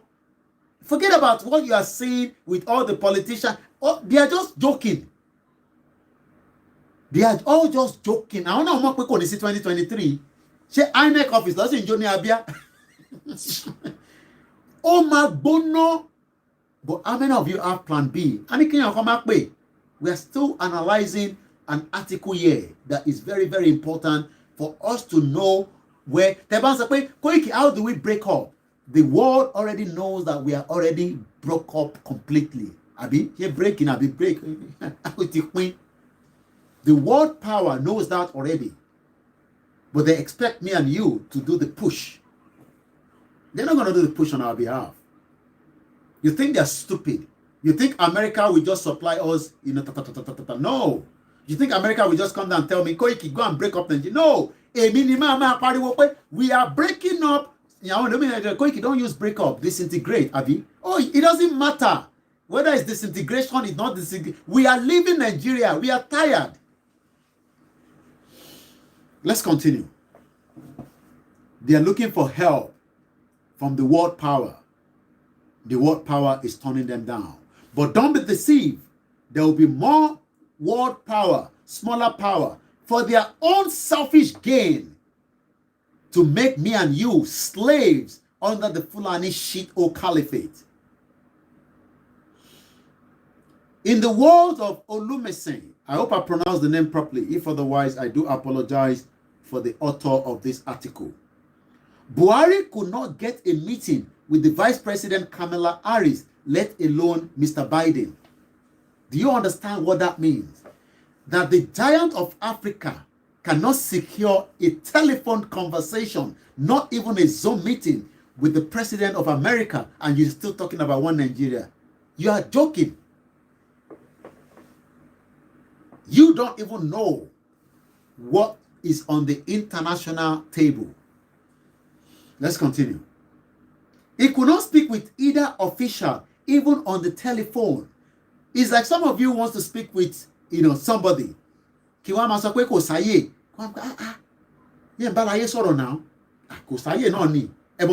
Feel. Do you know how some of you feel when you call me and say,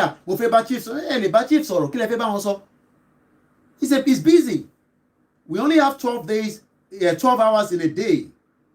Tiyan kankan bá engage wa for 20-30 minutes. Èèyàn kọ́kọ́ lè mi bá sọ̀rọ̀. Ẹlòmíì á pè, Koiki lẹ fẹ́ bá sọ̀rọ̀. Ẹni tó bá wà lórí phone tó bá gbé phone mi and it will be a female voice. Ẹ fohùn sílẹ̀.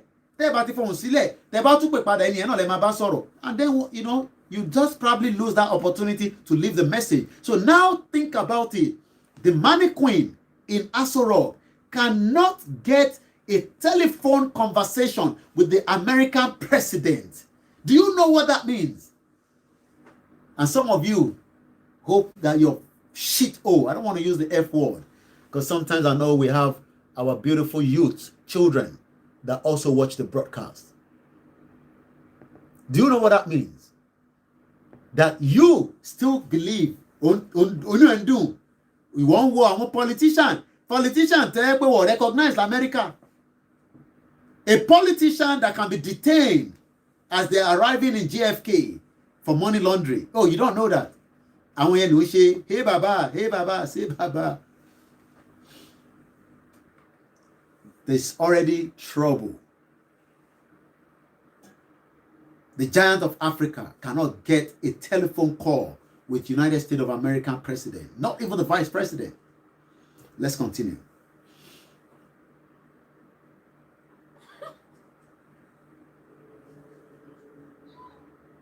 He could not speak with either official, even by telephone, although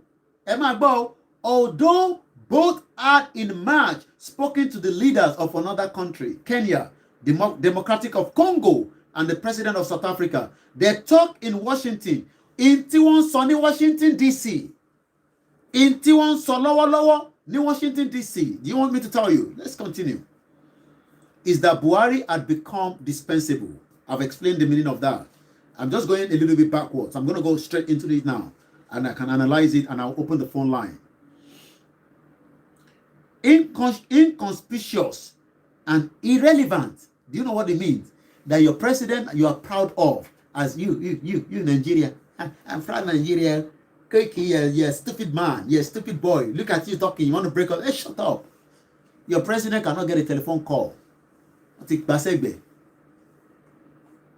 They talk in Washington that your Buhari is irrelevant. Your president is irrelevant.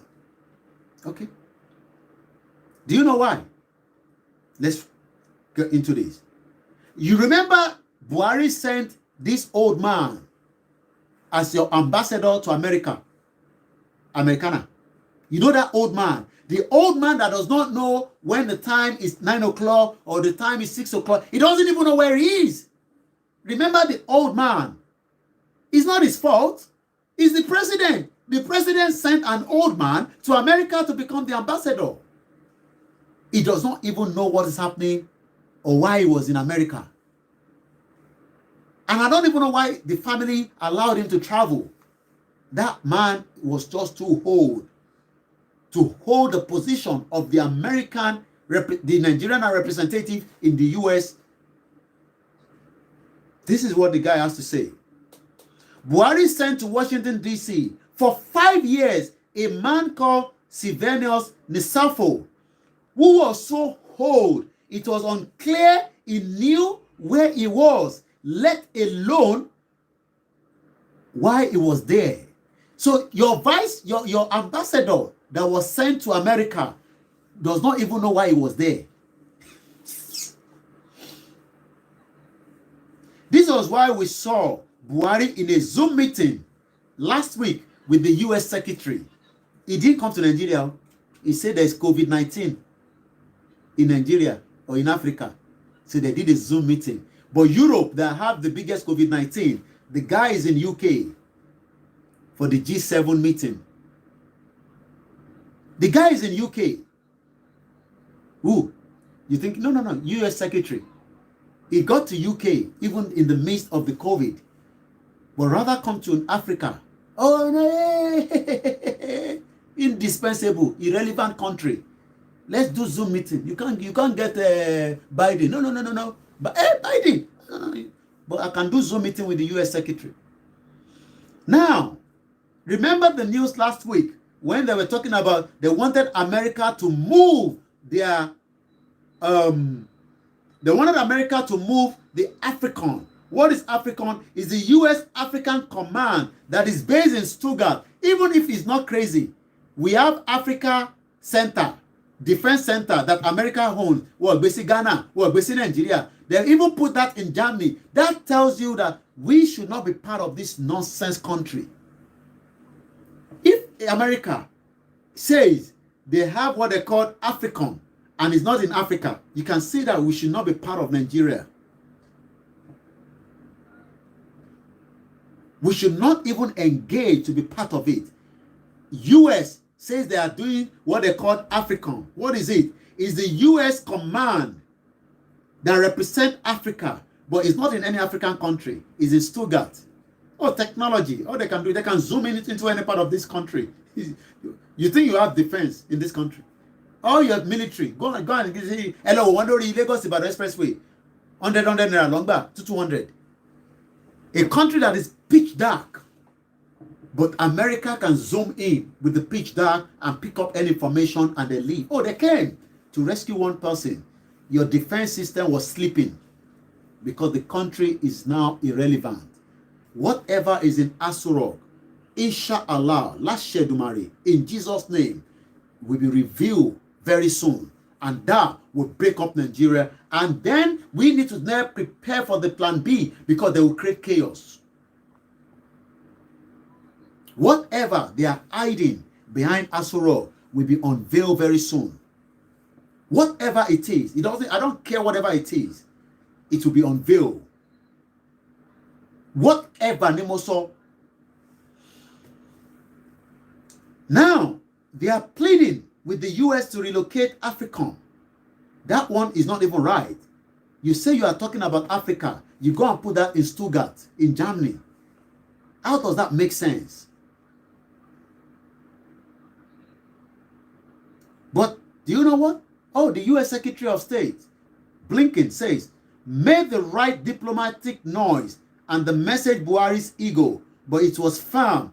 No US is pulling back from overseas military adventures just last month. The US is tired of any war. So don't expect US to come and fight for this government.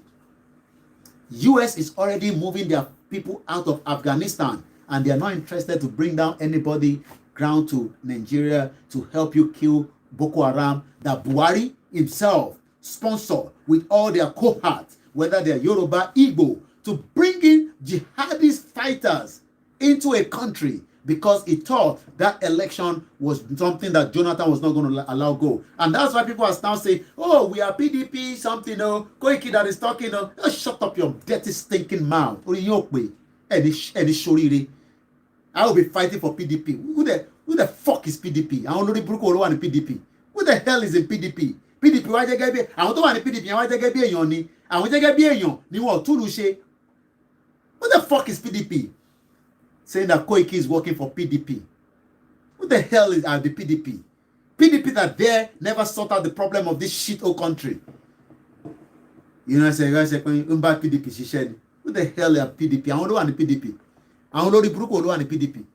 I only champ, I only Mali and the PDP. PDP, why they get be? I'm sort of Pafedaduro and sort of PDP. PDP, why they get be Yoruba nation? Check other politics lands on the binding.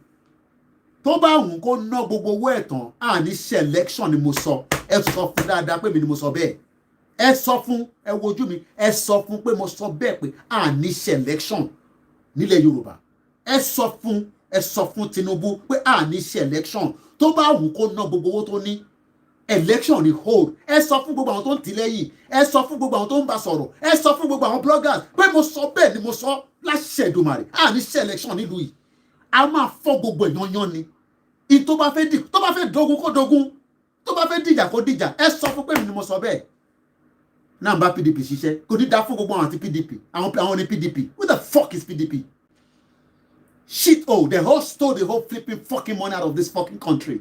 People are dying every blessed day and sort of PDP and sort of APC on the show really fucking politicians bastard stole the wealth that belongs to every innocent Nigerians, borrowed money on behalf of every Nigerian, all the fucking governors across the whole country, borrowed money that people are going to have to pay in a very long time if we don't break away from this nonsense country. Ẹ sọ fún pé mo sọ bẹ́ẹ̀. Kó gbogbo strategy tó fẹ́ lò kó lọ gbé jáde. À ní selection nínú ìlú yìí. Ẹ sọ fún pé a sọ bẹ́ẹ̀. Ẹ sọ pé a sọ bẹ́ẹ̀ la sọ. Enough is enough. Let's put a little bit more. I'll open the phone line at exactly 1 a.m. so you can also contribute. They are now begging America to bring in their military to fight the fucking jihadists they brought into the country. They think America is stupid. They think America don't have intelligence to know that the fucking APC brought in the jihadists that is now killing every single one of us. That is why you cannot go anywhere.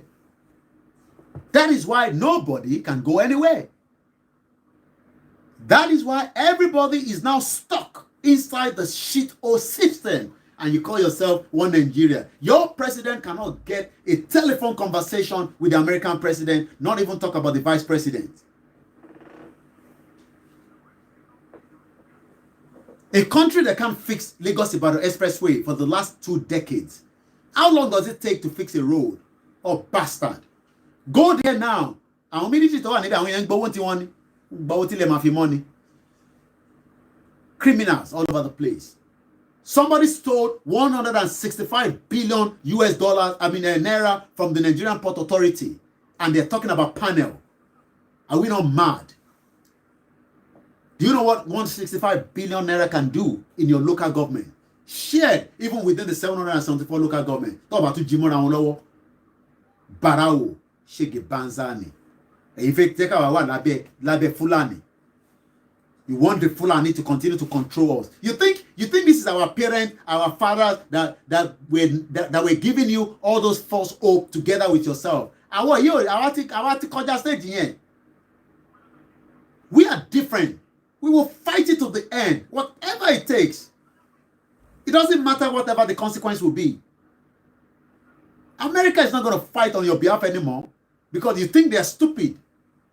They have bare loads of problems in their hands. Go and prepare for plan B. Let's hear back now, without any stop, what Pastor Paul Adefarasi have to say. So bring you greetings from... Once again, a very good evening if you've just joined us, and welcome to the show. My name is Olamiko Ike. It is called the Late Night Broadcast. They think we are joking when we started talking. People have been talking for 25 years. We are now saying, oh, we go together and sing. Kudos to every single sons of Yorubas that have fought these for more than 40 years, 50 years, dead or alive. This job will be completed this time around. There will not be any Nigeria for 2023. Let the fucking world don't believe that or not. We don't fucking care. How can I represent her? Does America care people that have died today on the Lagos-Ibadan Expressway or in Abakaliki? Do you know what the damage that they're doing in Southeast as we speak right now? Killing innocent lives. Genocide is taking place. The world kept quiet and you expect the world to come and defend us. No, we would defend ourselves against the jihadis that are killing us every day. You don't even know what is about to be played out. Few weeks, months as we speak, enough is enough. People doing housemaid in Cairo, people doing housemaid in Oman, people doing housemaid in Libya, people doing housemaid in London, in America, people doing dirty, stinking fucking job all over the world. When we have the land that needs to be nurtured, to be saved, we want to save the land for the next generation. We're not going to be here for the whole life. 110. But she doesn't live in the fucking Lagos slum. Some of you believe in that shit old Lagos. What is in Lagos? Slum. I want to confess your president. Go fix Lagos. Oh, I know if your president in Nigeria. On tore. Why talk bad people change your way? Gbogbo ẹ̀ la máa sun níná lásìkò yẹn bá tó. Ẹ tí mọ̀ kankan ẹ rẹ̀ bá ń ṣeré ni. Àwọn ni Koiki yìí ojú máa sọ̀rọ̀ jù. Ẹ mọ̀ ní tí mo fẹ́ sun nánú ẹ̀.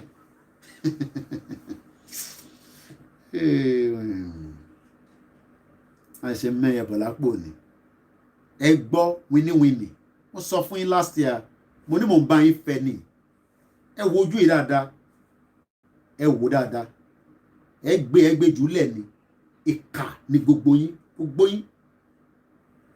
A dúpẹ́ lọ́wọ́ gbogbo ẹ̀yin tẹ́ ń bá wa lọ ní eré ètò. Ẹ tí gbé ìpè. Ẹ má tí pè. Ẹ ṣe sùúrù díẹ̀ sí. I want to get it back to the speaker. And it's still not pairing. Oh, the speaker is even turned off. That's why. So I wonder quickly to go pair. I still have to play. I said 1 o'clock. Ẹni tó ń pè ẹ jọ̀ọ́, mo sọ fún yín kẹ́ má tí pè. You know yourself. I can see you. And you know yourself. I don't want to mention your name. Because by calling, you're disturbing the broadcast. Messed up country. Stole the $1 billion of oil. And it can pay and don't pay me. There'll still be enough time to call. Billions have been stolen away that should have been used to help every single one of us. Enough is enough. Let's get out of this mess. And some of you think it's a joke. You think it's a joke? Yeah, what your pastor have to tell you if you think it's a joke.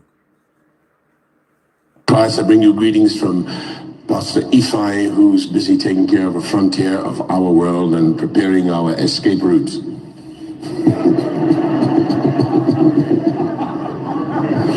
If you don't have a plan B, I know you have faith, but I have faith too, but I have a plan B. And with technology, I can speak to you from anywhere in the world. Get yourself a plan B, whether that's on Okada to Cameroon, or flying boat or speedboat as we call them, to Seme-Border, or, you know, a hole in the ground, a bunker. Get a plan B, because these people are crazy. They're nutters, the whole bunch of them. Did you hear that statement? These people that we are dealing with, they're crazy. Crazy. They are mad people ready to take anyone out. They don't care whether you're Christian or Muslim. You think this bunch of terrorists care? These are terrorists. Jihadist terrorists. They don't care whether you are Muslim brother, Muslim sister. They kill you. They take you out. They chop your head off. And the church members are laughing. They think it's a joke. To them, it's a joke until they get into the church with AK-47 and kill the whole church out. Take the whole building off. Do we wait until it gets to that stage before we put a full stop to it as quickly as we can? And they are laughing. Their pastor said you can speak to them from anywhere in the world. They are laughing. Oh my Lord. I want to get on that video up. I think I should have that somewhere. Wahala, he did come. He didn't come. All right, let's hear this.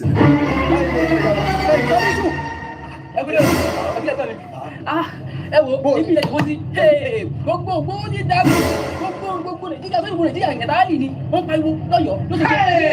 Ayé mi tèmi bá mi. Kí ni jẹ́ Yorùbá lè ṣẹ̀gbẹ́ dúró ní àwọn Yorùbá o wọ́n fẹ́ sẹ́ o wọ́n fẹ́ gba òmìnira àwọn fẹ́ dá dúró. Ìwọ́n kí ni túmọ̀ ẹ̀ dá dúró kí ló ṣe ẹ̀ fẹ́ dá dúró. Kí ni ìwọ? Yorùbá pọ́nbélé. Yorùbá pọ́nbélé ni. Ìdílé Yorùbá ni mí. Ó sì dán ọ lójú pé ọmọ Yorùbá mo dùdú ọ. Ọ̀nà ọba. Yorùbá pọ́nbélé ni mí. Bàbá wa mọ̀ pé Yorùbá pọ́nbélé ni ọ́. Bẹ́ẹ̀ni. Ní wàá sọ̀dí tó fi yẹ kí Yorùbá lè ṣètò wa. Bẹ́ẹ̀ni. Wọ́n náà wo bí gbogbo Nàìjíríà ṣe ń lọ. Wo bí rògbòdìyàn ṣe ń ṣẹlẹ̀ lọ́tún. Wo bí rògbòdìyàn ṣe ń ṣẹlẹ̀ lọ́sì. Ọ̀gbádùn mi tó. Ìwọ náà wò ó báwọn obìnrin Yorùbá tí wọ́n bá láwọn ń lọ ọ̀nà oko. Fúlàní bá pàdé wọn tàbí kòrò ló bá pàdé wọn wọ́n báyàwó wa sùn. Ó sì fọ́ pa. Jesus is Lord. Àwa àgbẹ̀ tá a bá fọdún márùn-ún ọdún méje tá a fi ṣe wàhálà tá a gbẹ̀gẹ́ tá a gbéṣu tá a gbẹ àgbàdo tá a gbẹ gbogbo tó wá tásìkò tó yẹ ká kó èrè àwọn Fúlàní kan wàá da igba màálù wọnú oko wa. Ọ̀nà ọba bá ó já mi lára jẹ. Yàrá ìgbọ́dọ̀. Èyí tó wọ́n tún wá jẹ́ bàbá àbárí níbẹ̀ náà ni pé wọ́n tún wá ń wọnú bí àwọn tó jẹ́ gbajúmọ̀ Yorùbá wọ́n wà lọ́wọ́ máa di ọmọ wọn. Kọ́ntínú. Wọ́n máa lọ wá owó pọ̀. Ìbùdó sí akú. Àkóso ìyá àbí. Wọ́n mọ̀ nípa lọ́mọ wa wá. Àti bẹ́ẹ̀ bẹ́ẹ̀ bẹ́ẹ̀ lọ tí wọ́n ti ṣe. Àbọ̀ ọ̀gbọ́n tí Yorùbá bá ní nation ti yẹ. Kọ́ntínú. Yorùbá lájọ máa sọ sí rárá wa. Yorùbá ó sì gbéra wa. Ní Sàúsá. Ní sọ Ìgbò. Ní sọ Bìrà. Ní sọ àwọn èdè míì tá a tẹ́gbà. You are not a bastard. Yorùbá nation náà òun náà wọ́n wà síra wọn lóṣùṣù ọwọ́ báyìí. Ọmọ rẹ̀ bí kọ́sítà. Níbo àárín wa Yorùbá náà wà mọ̀ yìí pé ó dára jù ká ní Yorùbá nation. Yorùbá nation agbọ́dọ̀ ní o. Oh my God, this thing called me up. That's just a skit. by one of our You You can watch the video properly. It's already on our timeline. There's another video that I picked up by Pastor Adepoju. I spoke to him last year, before. And he also spoke at length some of the atrocities that have been done. Things that we've done before, those controlling the borders and all that. But one thing we need to remember is, oh yes, if you don't see it, it's not that we just, at least you can get the audio. That's the most important thing. If you want to watch it, you can go on the timeline. It's already posted on all our platforms. You can watch the video there. Everybody must use their skills. You are not putting the skills to support me. Your skills is to support the Yoruba nation. The skills is not to support Koiki Media. Your skills and your energy. I am putting in all the energy that I have based on my own skills. Skills they mean alone is see. Your skill doesn't literally mean open glare like this. It could be anything. It could be prayers, if that's what you know.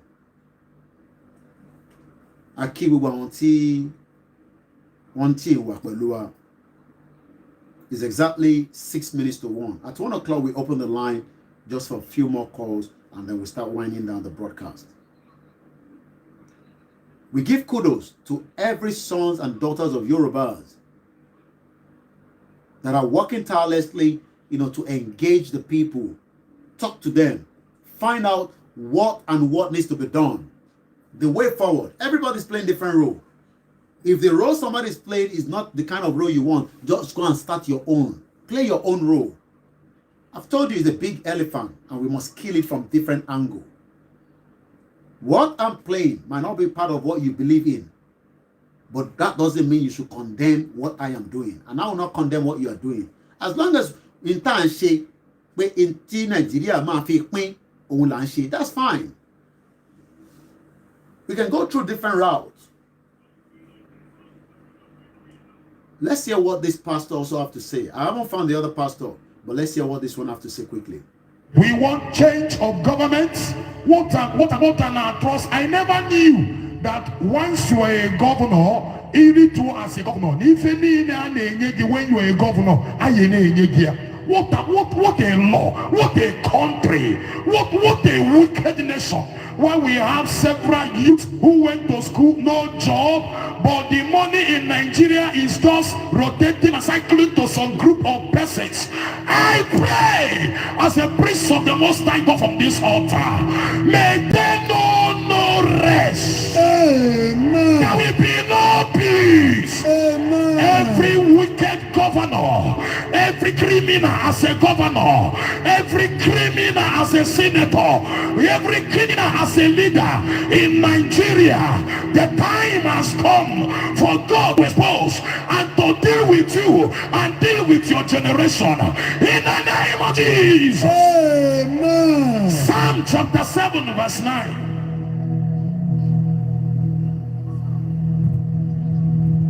Oh, let the wickedness of the wicked come to an end.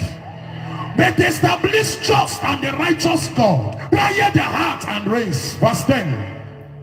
My defense is of God, which saveth the upright in his heart. Our defense is of God. And I think we are poor, illiterate youths, but our defense is of God.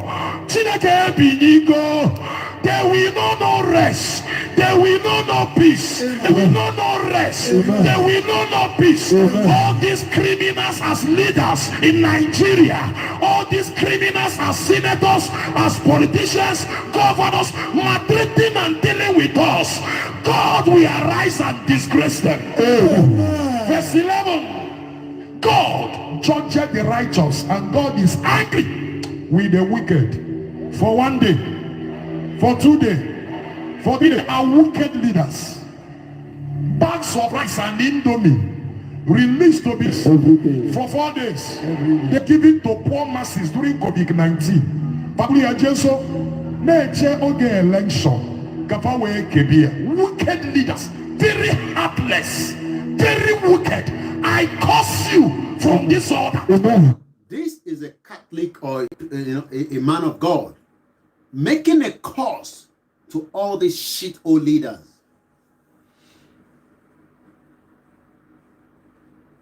Enough is enough. The pain is unbearable. And we will fight all together with different strategy, definitely.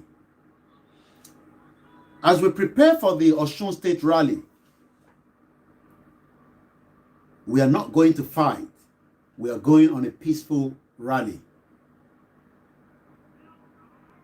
And that rally must be peaceful.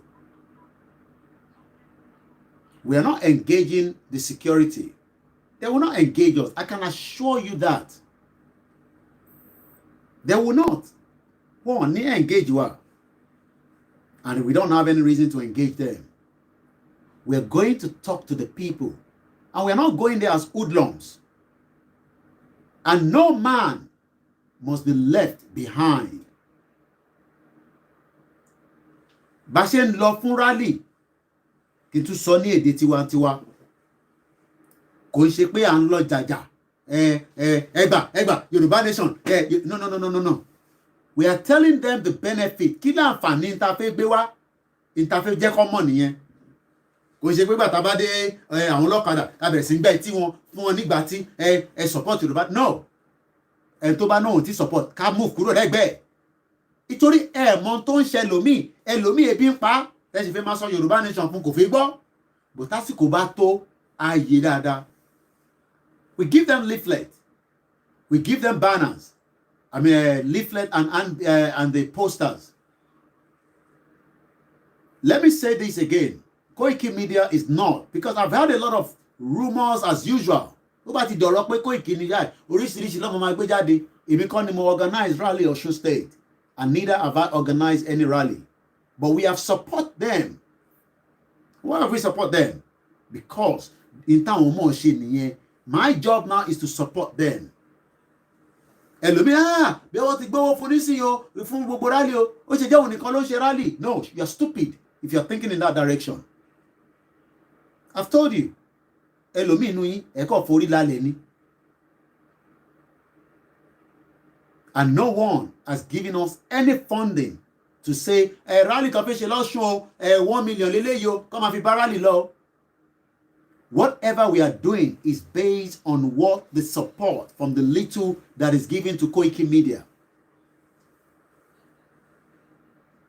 I'm not a charity organization, and I'm not your governor or your senator. What if bá àwọn ẹlòmíì jẹ́ àwọn politician yẹn? Oh yes, I can promote anything that's got to do with Yoruba nation. Does not literally mean that we are the one behind it.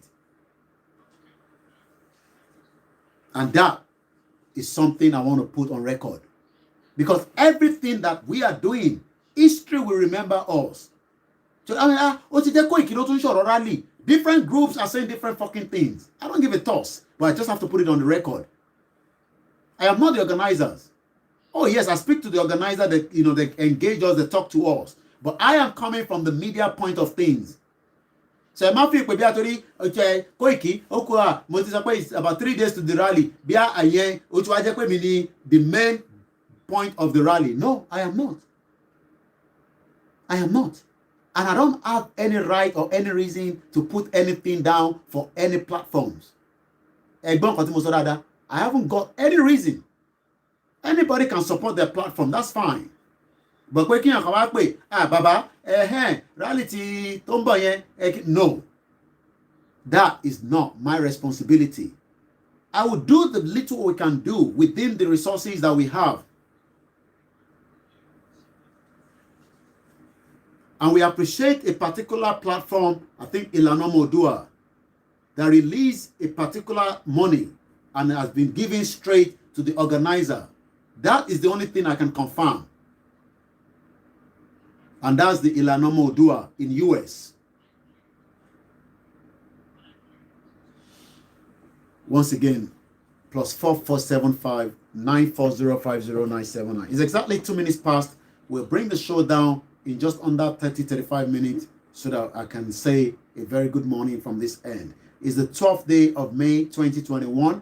I love to put the time and the date because I want history to play back whatever we are doing. Once again, a very good morning for those of you that are still with us on the platform this morning. Nigeria that you are looking at have collapsed. So everybody's just trying to steal whatever they can take out of it before it falls completely. And let's go straight to some of the calls that is about to come through now. We make it very fast and snappy. Hello. Hello, caller. Káàárọ̀ sà, ẹ kú iṣẹ́ takuntakun. Ọlọ́run á fún yín ṣe, Ọlọ́run á dẹ̀ gba ọgbà nation fún wa. Tí mo fẹ́ jíìpù ní ṣeré ẹ má dá gbogbo àwọn wèrè yẹn lóhùn. In fact, I got an information today from a reliable source. The so-called Jagaban is from Borno State. In fact, that same person told me Rabiu Kankaso is a Yoruba man. Pé ó ní bí àwọn ẹ̀ṣẹ̀ àwọn pípọ̀ yẹn ṣe rí. Pé like àwọn Rabiu Kankaso yẹn, àwọn family ẹ̀ bàbá ẹ̀ ọmọ Yorùbá ni. Wọ́n bí bàbá ẹ̀ síbẹ̀ wọ́n wá bí òun.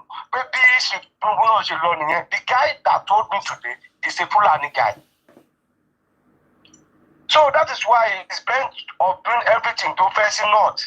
So when you want to wake up, we just have to wake up and do the right thing. It's no, like you have said, there's no going back. Come on, the election can come. If the time comes, if what's come to us, most of us in diaspora, we need to come back home. We fight this thing once and for all, tooth and nail, everybody my long way.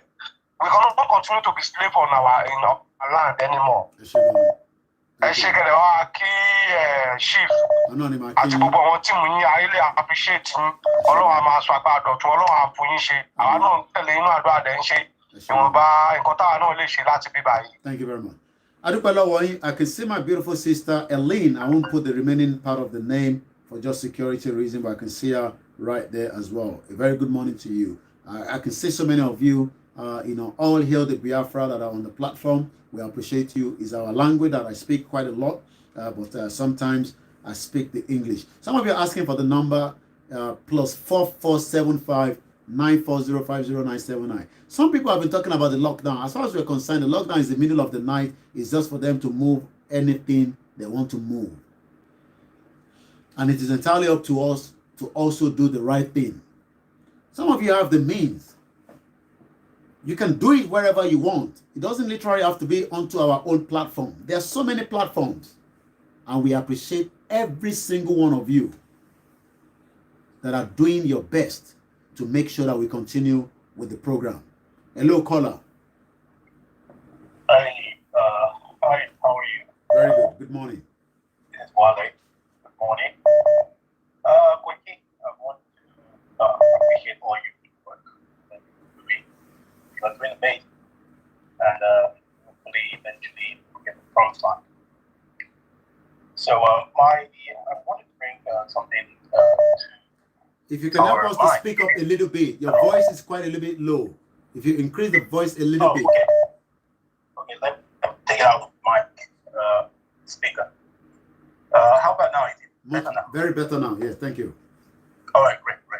Yeah, so I was saying that I'm appreciating what you've been doing, and eventually we will get the promised land. I was once a proponent of the one Nigeria, but unfortunately, the rate things are going. The only way to save life at this point is to, eventually we have to break it up. I mean, it has to come to disintegration. Unfortunately, we know that some people really sacrifice a lot to bring about a good Nigeria, a new Nigeria, as we say. I think it is best to channel. I mean, I am not against. I'm just for a good life, period. Anything that will bring a good life. But eventually, at this point in time, what I think is the right channel or the right way to go is the disintegration, so that we can save lives. Yeah. Because lives continue to be lost, and we can't. There seems to be no end in sight. Yeah. So then one thing that actually bothers me, because actually think back in time, this thing seems to be in the world. I mean, they have been planning this for a very long time, and the deception that they used is one of the deception was to close the southern borders and borders are left open. Even around the time of COVID, I watched news. I watched a video of Dr. What's his name? There is a doctor, I forgot his name. My Dara was like, he narrated how the southern border was left. I mean, the northern borders was left open, even though the military helicopters were shipping in military arms and ammunition, while the southern borders remained shut. I think this is their plan to key us down, to trap us within that our geographical location. They will have their armies or whoever to man our southern borders, and we will be trapped. So I think we should start thinking. Strategies on how to get around, because we don't want to get caught off guard. I mean, you get trapped between our geographical space and without having no means to defend ourselves, or even people who probably want to get out or maybe seek asylum somewhere through our southern borders may not even have a chance to run away, because when they plan, they will be killed at the border. So we should start thinking about it, because this is our means. This will be our means to which we will need arms if we need some, but they are already taken over. They are currently being controlled by our supposed enemy. All right, let's just try to wrap it up because of time constraint as well. I know you have a lot to say, but I think I've been able to get the picture of what the brother is saying now. Thank you very much, the last caller. A lot of us are looking at these as, Koiki is just coming online. The other guys are coming online. We are angry. We can get a new Nigeria and all that. But what we forgot to understand is life is at stake. You might say, well, it's nothing.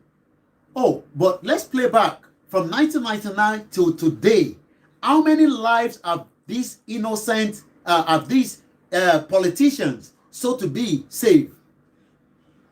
Do you know that from 1999, that's about 20 years. Some people will say, oh, democracy is just growing. No, there's a different hidden agenda behind that democracy. And those that are the Yoruba politicians from our own side, they care less as long as they can make living out of the contraction. Until you understand me, and that is exactly, I know the color, the sound was very, very low, but this is what he was trying to explain. Some people still think that we can turn things around. No, it is too late to turn things around. About me, the background, caller, please.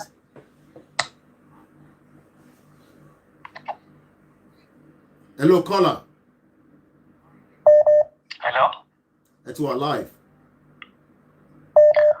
I could shut up Mr. Koiki. Àwọn béèrè tí bíbá ní kí n béèrè ṣùgbọ́n ọ̀rọ̀ ni màá fi sọ because ọ̀pọ̀lọpọ̀ èèyàn ti sọ̀rọ̀ sí ilé ni. Hello, ṣé ń gbọ́ mi? I'm going. Hello. I'm going. Oh, okay. Màá kọ́kọ́ sọ̀rọ̀ kan lórí ẹ̀yin tẹ́ jẹ́ tẹ́ agitate fún Yorùbá nation yìí. Torí mo ṣe ń follow yín náà ni mò ń follow àwọn yòókù tó wà lórí platform ní káàkiri. Màá fẹ́ ká kọ́kọ́ ṣera yín lọ́kàn. Gbogbo yín náà ni lẹ́ ń sọ̀rọ̀ lọ síbi tí ojú gbogbo èèyàn ń lọ, ṣùgbọ́n ẹ ṣera yín ní ọ̀kan. Torí tíjàmbá ti wà ní àárín ẹ̀yin tí agitate tí táwa tó yẹ pé aláfàá láti máa gbọ́rọ̀ yín dá à ń follow. Tíjàmbá ti ń wà láàrin tó yẹ pé ọ̀rọ̀ yóò fẹ́ yíra yín, ó máa fa ìrẹ̀wẹ̀sì ọkàn fún àwọn tó jẹ́ ọmọ Yorùbá tó pọ̀ sí Nàìjíríà tó wà káàkiri. Ẹ̀gbọ́n mi, ẹ jẹ́ n come straight away síbẹ̀. Ṣé rí gbogbo ìtẹ́ ìsọ yẹn? Àwọn agitator wọ́n ń pa àwọn èèyàn nísàlẹ̀. Ṣé rí gbogbo ìtẹ́ ìsọ yẹn? Is not any sùúrù. Ẹ jẹ́ ìsọ kọ́kọ́ fún yín. Ṣé rí ìtẹ́ tí ń sọ pé àwa tá à ń sọ̀rọ̀? It doesn't matter whether we disagree, we fight each other. Òkú ń sùn lọ, Fúlàní òkè àgbogbo tẹ́yìn sọ yẹn, because intanet láti máa ṣe ni pé ipa wo lẹ́yìn gan ń kó. Ṣé rí ipa táwa ń kó làwa ń kó yẹn? Àwa lè máa sọ̀rọ̀ ká máa bára wa jà. Ipa tẹ́yìn fẹ́ kó gangan nínú ẹnìkẹ́ sọ. Ṣé rí gbogbo ẹ̀yin agitator tẹ́ ń lead wa? Àwa kọ́ là ń lead yín o. and gbogbo àlọ́ àtọ́jú dára wa ni ẹ má jẹ́ ká parọ́ fúnra wa. Ẹ má jẹ́ ká parọ́ fúnra wa. Mr. Koiki, ọ̀rọ̀ yé mi. Ṣé àkóso pé mo ní mò ń fọ́lò yín dáadáa? Mò ń fọ́lò another man kan tó wà lẹ́kọ̀ọ́ náà. Ìyẹn number one. Ṣé rí lórí ọ̀rọ̀ Pastor Adébóyè àti Bishop Oyedepo? Mo rántí pé ní 20 election tó ṣe kọjá, Bishop Oyedepo ó sọ mo live yẹn ní church ẹ̀, ó sọ kedere pé anybody gbọ́dọ̀ dìbò fún Buhari. Ó mention ẹ̀ nínú congregation, but funny ní pé ládùúgbò ẹ̀ gọ́gọ́gọ́gọ́gọ́gọ́ ládùúgbò ẹ̀ ní Ọ̀sán-Gọ̀tà Buhari ló wọlé bẹ̀. So àwọn tó jẹ́ ìránṣẹ́ Ọlọ́run yìí akọni máa wọ̀n pé wọ́n sọ̀rọ̀ ọ̀pọ̀lọpọ̀ ọ̀rọ̀ ń jáde ṣùgbọ́n ipò àgbà ni wọ́n wà ẹ̀wúrẹ́ máa fọwọ́ wọn fún wọn. Ṣé rí gbogbo kíní yìí bó ṣe ń lọ lọ́tún lọ́sì pé wọ́n sọ̀rọ̀ kan nípa gbogbo ọ̀rọ̀ tó bàbá Àgbòho sọ nígbà tá interview wọn last time mo follow nígbà tó wọ́n sọ pé àtẹ̀bí wọ́n lè pé kí ló fẹ́ ṣe lórí ọmọ tó kú kìnìkan ìtara títí wọn làwọn fi sọ̀rọ̀ wọn mean anything pé ò báwọn ṣe time ẹ̀. Alright, àti gbọ́ tí torí àsìkò ṣe rí a lot of us are getting carried away. Fúlàní nísìn ó wà nù gbó nísìn bí ó ti kìyà kan mọ́lẹ̀ nísìn tó ń kún bí ẹṣin. We are wasting time for every day. The real problem is there. We are living the real problem. Shadow, la fi ma le. The real problem is killing us every day. And the politician knows the real problem. They know the real problem. So, tiwa nisin to concern wa ni pe we should all engage and prepare more. We bring the show down at exactly 1:30. So we have about 15 minutes. I'm going to have to push as many people that we can get to the podcast. Hello. Etiwa on. Hello, Mr. Koiki. Go ahead. Mr. Koiki, Ekale. Okay, ẹ kú ṣe Ọlọ́run á wà pẹ̀lú yín o, ojú ò lè ti àlérà kó bá o. Ṣé rí àwọn tó bá máa kọ́ tẹ́mi kan fẹsọ̀ nípa àwọn tó bá máa dúró ti Yorùbá nation kí wọ́n dúró tọkàntọkàn. Ṣé rí gbogbo ọ̀rọ̀ Pastor Adébóyè ọ̀nà Pastor Adébóyè olóyè Sunday Igboho wọn ò mí ní ẹni tí wọn ò dé sàn kankan sí ọ̀rọ̀ Pastor Adébóyè but àwọn èèyàn wa ẹni tó bá ti jẹ́ gbogbo nǹkan tẹ́ bá sọ kalẹ̀ wọn ò ní rí pọ́ìntì mu ó dẹ̀ wá ń dùn mí ó jẹ́ nǹkan tó ń bà mí lọ́kàn jẹ́ pé àwọn Yorùbá náà wà behind kínní àwọn Yorùbá ni then man kan náà sọ̀rọ̀ ní ọ̀sán sọ pé gbogbo nǹkan tí wọ́n ṣe pé kí olóyè Sunday Igboho máa grant interview mọ́ fine wọ́n máa grant interview but nǹkan tó ṣẹlẹ̀ ni pé tá a bá sọ̀rọ̀ síta èyí tó bá jẹ́ tóníkàlùkù tí olóyè Sunday Igboho bá sọ̀rọ̀ síta ìtara pé wọ́n ṣe ń pa àwọn èèyàn lójoojúmọ́ òun lolóyè Sunday Igboho fi sọ̀rọ̀ ìtàn máa sọ ọ̀rọ̀ tó bá bí àwọn èèyàn nínú kí kálukú mú tiẹ̀ ń bẹ̀ because báwo la ṣe máa jẹ́ ọmọ Yorùbá torí máa ń sọ̀rọ̀ kan tó sọ pé táwọn rìdíìmù kan 50 àwọn rìdíìmù kan 100 tó bá ti wà against nǹkan tó lè Sunday Igboho tó sọ wọn nítẹ̀lé to hell with them tí wọ́n bá jẹ́ ọmọ Yorùbá Fúlàní mélòó ló wà against ara wọn wọ́n interview ọmọ Fúlàní wọ́n ń ṣe lè fẹ́ Yorùbá ó lóun ò lè fẹ́ Yorùbá rárá Fúlàní ẹgbẹ́ òun ló máa fẹ́ kí ló tẹ́rù máa ń gba àwa Yorùbá tí inferiority complex kò jẹ́ ká gbádùn nǹkan tó yẹ ká sọ boldly a máa sá pamọ́ kí ló dé ẹ̀rù tí ń bà wọ́n èmi bẹ́ẹ̀ mi ṣe wà yìí o àwọn èèyàn sọ ọ́ ní kí ni wọ́n ṣe APC whatever I don't care tí n bá kàmpéènì fún APC nígbà tí mo rò pọ́n máa ṣe dáadáa ni tí PDP ò ṣe dáadáa pàtó APC rẹ̀ ti ṣe dáadáa èmi ò kí Yorùbá dúró ni ó ní mo sọ ní gbangba wálé àyè kò sí nǹkan tó kàn mí pẹ̀lú APC kò sí tó kàn mí pẹ̀lú PDP àní kí Yorùbá lè sọ yìí kó dúró kó yẹ pa wá mọ́ èyí tí Fúlàní pa wá ti tó àwa táwa ní abroad afẹ́ wálé ó ti sú wa Ọlọ́run á wà pẹ̀lú Ọlọ́run á dúró ti kọ́kọ́ dẹ̀ ní Olóyè Sunday Igboho kò sí nǹkan kan tó máa wọ́n ẹ̀yin ọmọ Yorùbá ẹ dìde tó máa ní àṣerálì ẹ jẹ́ ká dìde ká pọ̀ ká tún yáyà káyé jẹra wa lẹ́sẹ̀ wọ́n là jà a máa disagree láti agree nìyà ó di dandan. torí àsìkò ẹ ṣe gan ni màmá wa láti US ẹ jẹ́ àtún lọ sí Canada where we have another caller as well ẹ bá mute background ẹ mute background àti gbé call ẹ mute background ẹ lè gbọ́ra yín lẹ́ẹ̀mejì. Hello. Go ahead. Ẹ káàbọ̀ sórí ètò. Hello. Ẹ kú iṣẹ́ Yorùbá o. Olúwa pín yín lérè o. Mi ní sọ̀rọ̀ púpọ̀. Bí ó ṣe pé lórí eléyìí tí wọ́n sọ pé wọ́n tún fẹ́ ní lockdown ní Nàìjíríà. Canada ni mo wà tí mo ti ń sọ̀rọ̀ o. Tán tún ní wọ́n fẹ́ ní lockdown ní Nàìjíríà láago 12 sáago 4. Ẹ jẹ́ ká kíyèsára o. Èyí tẹ́ wà ní Nàìjíríà ẹ kíyèsára o. Wọ́n bá nǹkan míì bọ̀ nìyẹn o. Èwo ni lockdown aago 12 òru sáago 4. Ẹ jẹ́ ká kíyèsí o. Ọ̀rọ̀ wọn tó kó kéèyàn kíyèsí o. Torí babalá irọ́ náà ń pa bẹ́ẹ̀ mi ṣe ń wò wọ́n o. Torí náà ẹ jọ̀ọ́ ẹ kíyèsára o. Ẹ jẹ́ ká kíyèsí níta ìjọba láwọn fẹ́ bẹ̀rẹ̀. Aago 12 tán láwọn ṣe lockdown yẹn. Kẹ́nìbọ̀dì ẹ má sùn o. Aago 4 ẹ jọ̀ọ́ o, ẹ má sùn o. Ó ní nǹkan tó ń bá bọ̀ o. Ìyẹn ni mo ní kí n tètè pè kí n sọ o. Lẹ́ẹ̀kan sí, I only have about 10 minutes before I start winding down. Let me put this out again. Some of you said there will not be any action. But Chief, I've already said, we've flushed out every Fulanese. Details will not be revealed. When, how, time, location. We will move without giving any details of that. And it has already started. It said it will start on Monday. I can assure you that job have already started.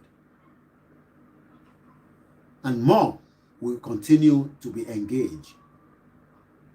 We don't have to bring any video of what and how, when, which of the states. We will go to any of the states at random. I was with the team that traveled with him.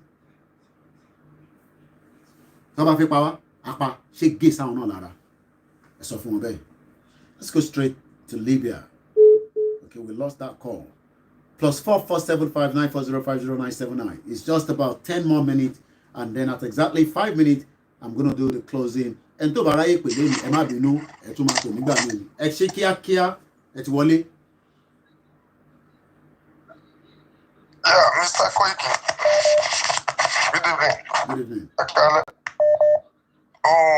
Continuation pa ṣẹlẹ̀ ni pé I really love what we are doing, but my problem of Nigeria is that I don't understand. Maybe they can't see what is going on, because in abroad, in South Africa, as I'm calling you now, I can see the difference of Nigeria and South Africa. I came here in 2007. You can see the difference, but the man suffer one Nigerian back way and family in Nigeria. She am I training? What you do? I must go. So I didn't really understand them. Every time I try to confuse them, even though here where I am here, Yoruba to come, let's form the, let's try to why you guys were scared of coming out, of talking of your voice? Come out, let's be together where you go. Because tabak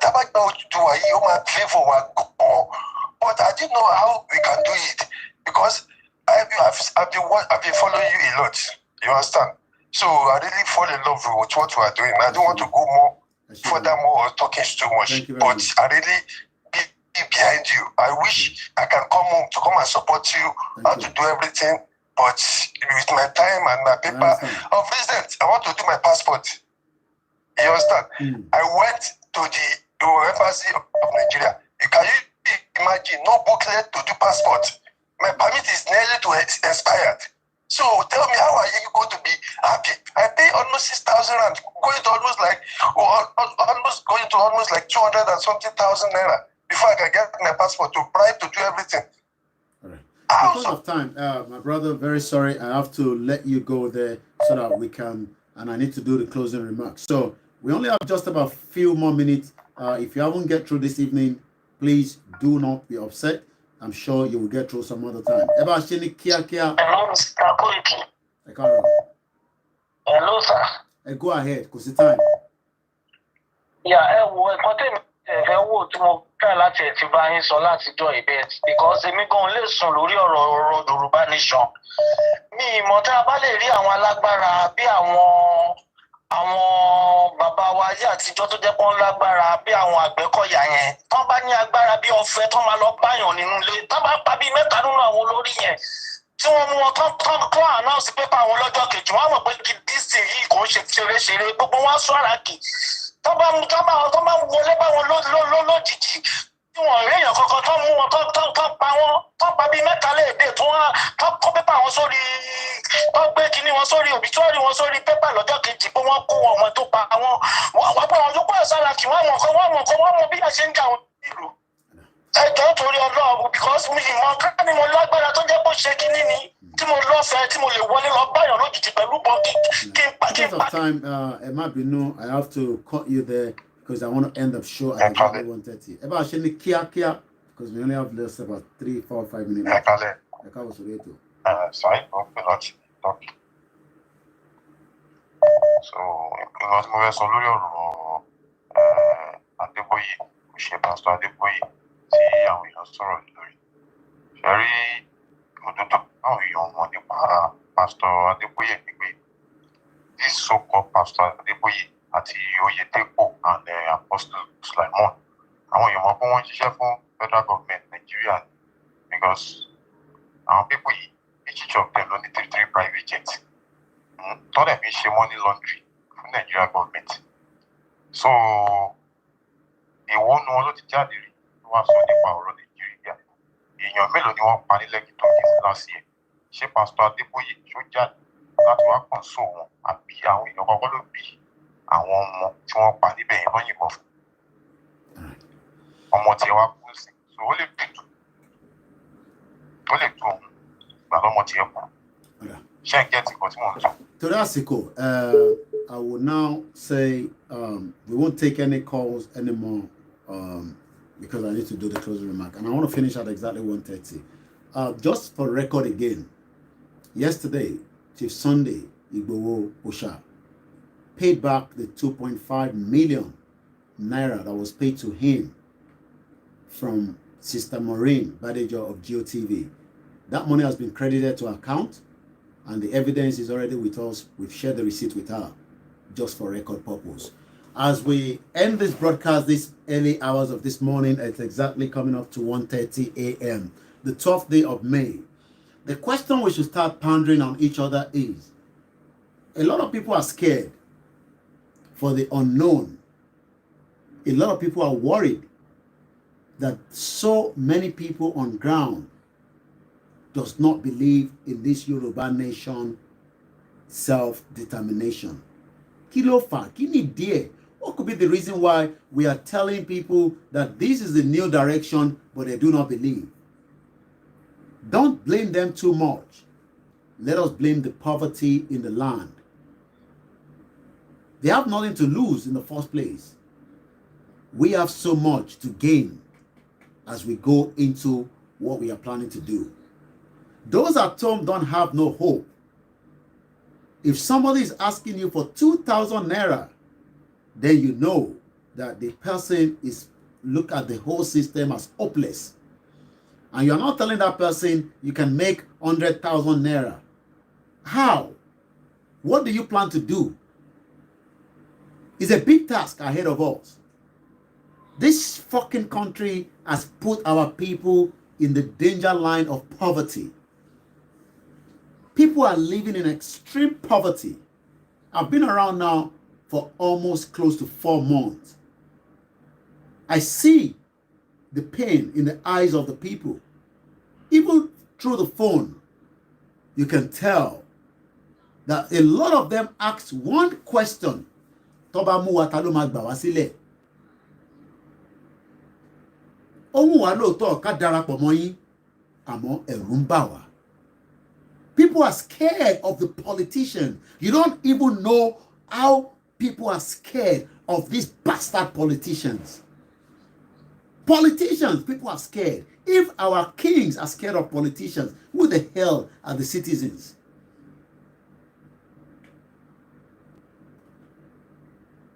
And that is because they've kept them below par. People cannot access the basic things of life. And we are telling them, Yoruba nation. They won't believe us.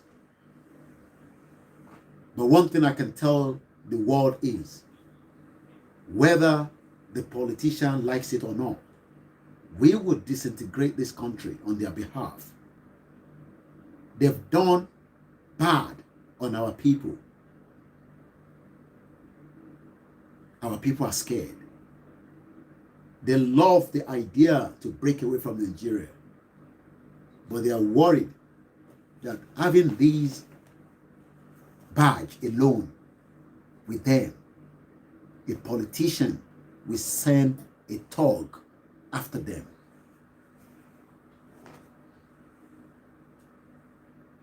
And that is where we are. They've kidnapped the whole country. It is not literally the Fulani that have kidnapped them alone. Whether they're Yorubas, they are Igbos, they are minorities, every one of them have been kidnapped. And I'm not joking here. You can ask anybody in Nigeria. People are scared. They love the idea to break away, but they are scared. But I can assure every single Yorubas that Nigeria will be disintegrated, whether by force, whether by peace.